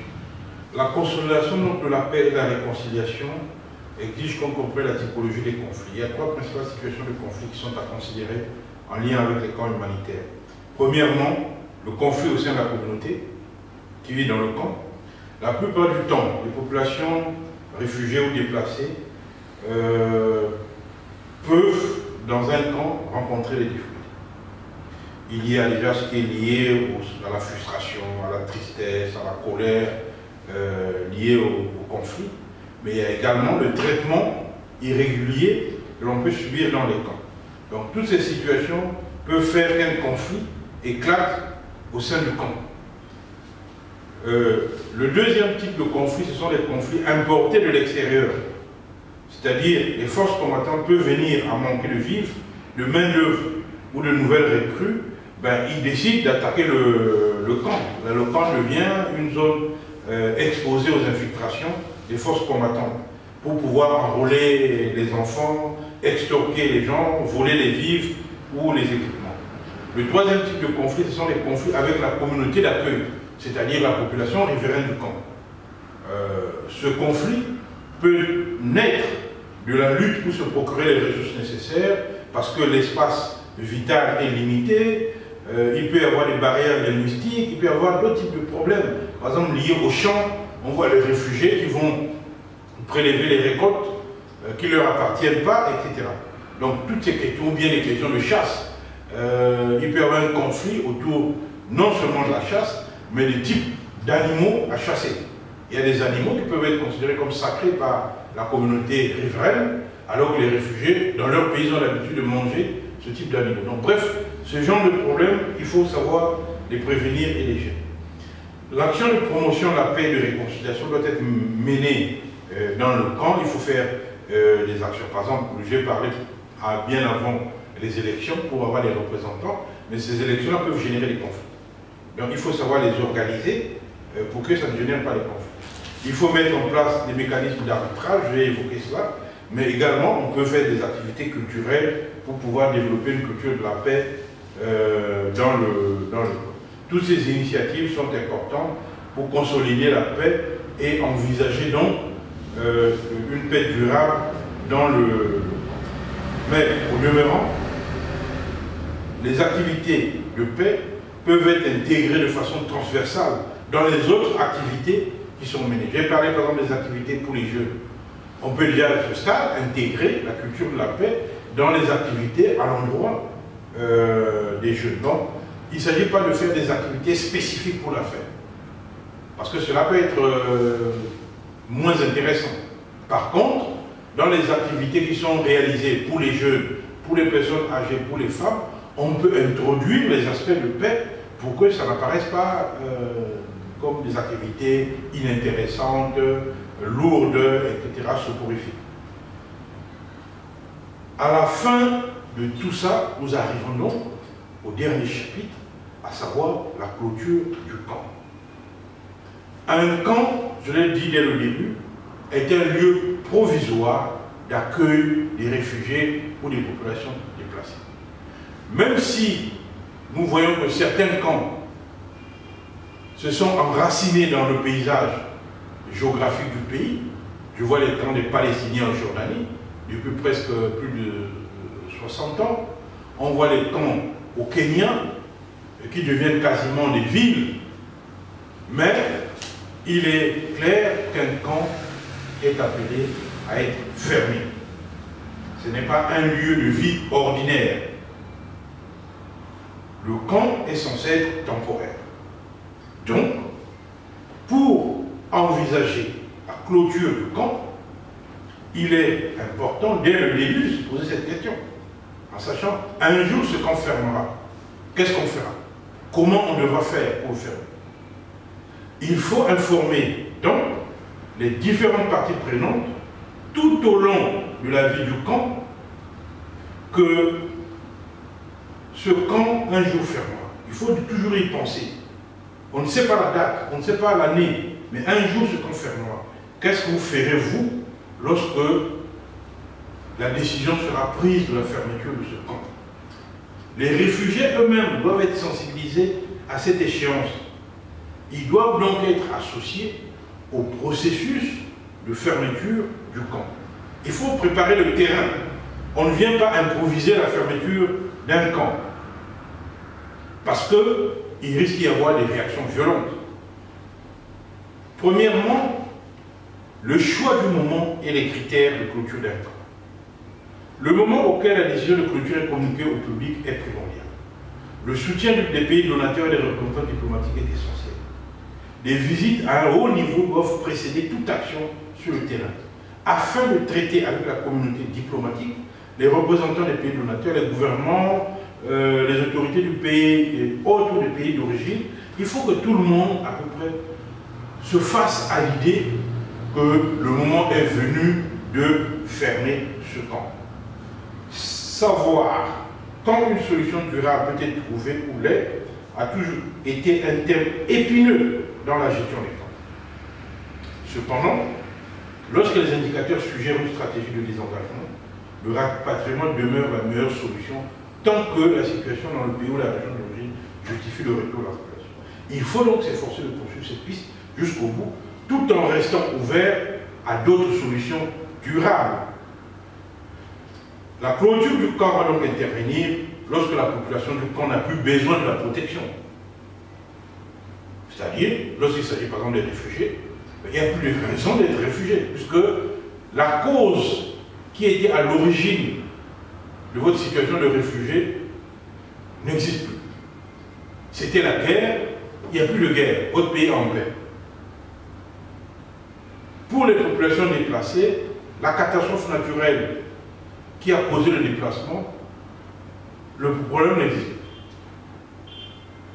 pas. Un camp arrive aussi à être clôturé lorsqu'il y a un accord tripartite entre le gouvernement hôte, le pays d'origine et par exemple le HCR. On peut faire un accord pour dire qu'on doit fermer ce camp. Et les gens qui vivent dans ce camp peuvent alors être volontairement rapatriés dans leur pays à défaut d'autres solutions durables. Un camp peut aussi être fermé lorsque la situation de l'agence de filles, c'est-à-dire par exemple le HCR, est devenue intenable. La population du camp persistant a refusé toute offre de solution durable qui lui est faite. Il peut arriver que le SR dit « Moi, je n'ai plus les moyens de gérer ce camp. On n'a plus de financement pour gérer ce camp. » Il y a 3 solutions durables. On vous propose de rentrer chez vous, parce que les conditions chez vous se sont améliorées. On vous propose pour certains d'intégrer le pays hôte, ou bien pour d'autres, il y a des solutions de réinstallation ailleurs. Mais, qu'est-ce qu'on constate? Bien souvent, les réfugiés s'agrippent sur une seule solution. Pour certains réfugiés, c'est la réinstallation en Europe ou rien. Pas question de rapatriement volontaire, pas question d'intégration dans le pays d'accueil. En dehors de la situation de l'agence de filles comme le HCR, comme je disais tout à l'heure, qui peut avoir des difficultés parce que les réfugiés veulent imposer une solution, comme je le disais, à savoir souvent la réinstallation. Il y a aussi d'autres facteurs qui peuvent expliquer la fermeture d'un camp. Il s'agit notamment de la sécurité du camp et des menaces à la vie ou bien des personnels humanitaires travaillant dans les camps. Ces situations sont liées à la sécurité globale du camp. Je l'ai indiqué qu'un camp doit être placé à 50 km de la frontière au moins, ou à 50 km des lieux de combat. Il arrive que les combats avancent vers le camp. Dans cette situation-là, le camp ne peut plus être maintenu dans cet endroit. Il faut réinstaller les personnes, les relocaliser ailleurs pour respecter la norme de 50 km.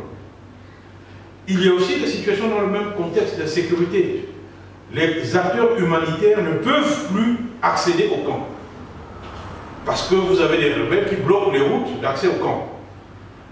Donc, à quoi ça sert d'avoir un camp humanitaire qui ne reçoit plus d'aide humanitaire? Ou qui ne reçoit d'aide que contrôlée par des rebelles? Il peut y avoir une menace pour la vie de ces acteurs humanitaires qui travaillent dans le camp. À tout moment, il peut faire l'objet de kidnapping. On a vu au Sud-Soudan des acteurs humanitaires qui ont été violés lors des attaques aux rebelles. Donc, dans de telles conditions, on ne peut pas maintenir un camp. On va donc décider de la fermeture du camp, de sa relocalisation ailleurs éventuellement, si c'est encore nécessaire, ou bien de sa fermeture définitive dans l'hypothèse où des solutions durables ont été trouvées pour les réfugiés, pour les populations déplacées qui vivaient dans ce camp. Il y a des procédures de fermeture du camp qui doivent être respectées et tout le monde doit participer, doit être informé pour que l'information de la fermeture du camp ne devienne pas un obstacle. Certains groupes peuvent n'avoir aucune possibilité de retour ou craindre des agressions, des actes de violence à leur retour. Il faut donc, pour ces cas spécifiques, prévoir des solutions alternatives. Ce n'est pas parce qu'un groupe ethnique n'a plus de problèmes dans son pays où il était menacé de génocide, que tous les ressortissants de ce groupe peuvent rentrer dans le pays. Les leaders politiques, les intellectuels peuvent être particulièrement menacés. Donc leur situation particulière doit être traitée. Je précise que la protection est d'abord individuelle. C'est l'individu qui acquiert le statut de réfugié compte tenu de la menace qui pèse sur lui. Donc, dans ce cas-là, il faut traiter des situations particulières pour que les gens ne vivent pas dans l'anxiété. Que fait-on des documents qui permettaient la gestion du camp? Que va-t-on faire des registres? Que va-t-on faire de tel? Le premier exemple, c'est ce qui est lié à l'éducation. Les réfugiés ont le droit d'avoir une éducation. Ils ont obtenu des diplômes. Comment leurs diplômes seront reconnus dans leur pays? Si les registres sont détruits, si le ministère du pays où ils se trouvaient ne peut pas confirmer qu'ils ont eu effectivement tel diplôme, lorsqu'un jeune a obtenu un bac dans un camp de réfugiés, lorsqu'il rentre dans son pays, il ne va pas refaire le bac, il va se prévaloir qu'il a obtenu le bac. Mais encore, il faut qu'il prouve qu'il a effectivement obtenu le bac. Donc on doit avoir des registres qui permettent de dire oui, dans tel camp on avait organisé le bac, et ce jeune s'était présenté au bac, il a obtenu.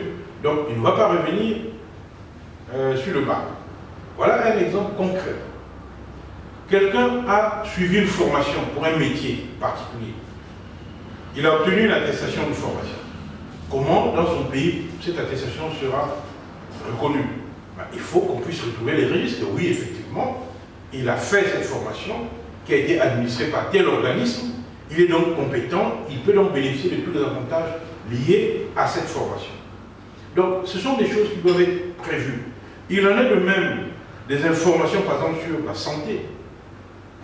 Le dossier médical d'un individu qui a vécu 10 ans dans un camp ne peut pas être jeté comme ça, parce qu'il y a des choses qui sont dans ce dossier médical qui seront peut-être importantes lorsque cette personne sera dans son pays. On peut imaginer comment, en toute sécurité et confidentialité, transférer ces documents dans le pays où le réfugié ira s'installer. Les documents financiers doivent être détruits. Il faut savoir les conserver pour des questions de transparence et des questions des rapports financiers qui seront établis sur la gestion du camp. Bref, nous voyons là qu'il y a beaucoup de choses à faire pour que le camp soit fermé. En conclusion, ce qu'il faut retenir, je dirais d'abord qu'au début de ce séminaire, je vous ai indiqué plusieurs documents que vous devez télécharger et lire. Vous aurez constaté que je n'insiste pas outre mesure sur les détails techniques. Ce qui m'importe, c'est la situation juridique, la gestion juridique du camp. Les autres aspects opérationnels, qu'il s'agisse de l'assainissement, de l'eau, de l'énergie, de la gestion des latrines, WhatsApp, etc. Toutes ces questions, je vous renvoie aux lectures que j'ai indiquées, qui sont des documents importants que vous devez consulter pour vous faire une idée concrète de ces questions professionnelles. J'insiste aussi sur le fait qu'un camp humanitaire n'est pas un lieu ordinaire de vie. On ne peut pas choisir et on ne choisit pas de vivre dans un camp humanitaire. On ne peut donc pas faire un choix définitif de vie dans un camp humanitaire. C'est pourquoi il faut toujours penser au moment où le camp fermera, ou bien au moment où on devra quitter le camp. Il est vrai, certes, que certains camps existent depuis de nombreuses années. Le camp des Palestiniens en Jordanie, par exemple, qui existe depuis plus de 50 ans. Mais l'on voit bien que même dans ces situations, les Palestiniens parlent toujours du retour des réfugiés. Depuis 50 ans. C'est dire que ces réfugiés ne sont pas dans une situation ordinaire. Il est donc important de préparer les populations du camp au changement de vie hors du camp. L'objectif ultime d'une crise, c'est d'aboutir, quoi qu'on en dise, à une solution durable. Il y a 3 solutions durables pour les réfugiés.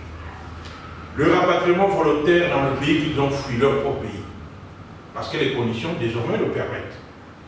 La guerre est terminée, la vie normale a repris. Donc les réfugiés doivent être informés que dans leur pays, tout va bien maintenant. Ils peuvent rentrer. Deuxième solution, l'intégration dans le pays d'accueil. Au lieu de rester éternellement dans le camp de réfugiés, ces personnes peuvent devenir des étrangers normaux dans le pays. C'est-à-dire qu'ils peuvent avoir une carte de séjour pour vivre comme n'importe quel étranger, avoir un travail, fonder sa famille, faire sa vie dans le pays. Si le pays accepte, naturellement. Troisième solution, la réinstallation dans un autre pays, qui n'est pas forcément un pays européen.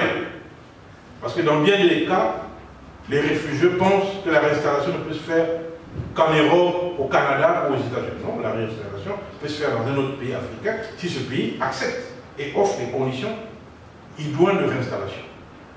Donc, on doit étudier ces solutions durables pour fermer le camp. Quand on s'occupe des réfugiés en situation de crise, bien souvent on est concentré sur les solutions immédiates. C'est-à-dire il faut nourrir les gens, il faut les soigner, il faut éviter ceci. On ne pense pas à la fin du camp. Or, c'est important pour les gestionnaires de camp d'envisager, même si c'est encore incertain, qu'est-ce qu'on fera le jour où le camp ferme. Il en est de même pour les ONG humanitaires. Les ONG humanitaires doivent savoir que leur travail a un début et a une fin. On voit certaines ONG déployer des stratégies d'enracinement, pousser même le réfugié à ne pas partir, parce que le réfugié devient comme un fonds de commerce. Donc, là aussi, les responsables du camp doivent avoir une stratégie ouverte pour faire comprendre aux acteurs humanitaires que les réfugiés ne doivent pas devenir une population captive pour elles. Il faut savoir accompagner les gens qui ont vécu une crise et les aider à sortir de la crise pour qu'ils retrouvent leur vie normale. C'est à ça que sert l'accompagnement pour la fermeture.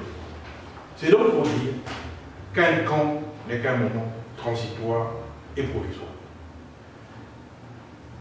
Je vous remercie pour votre aimable attention.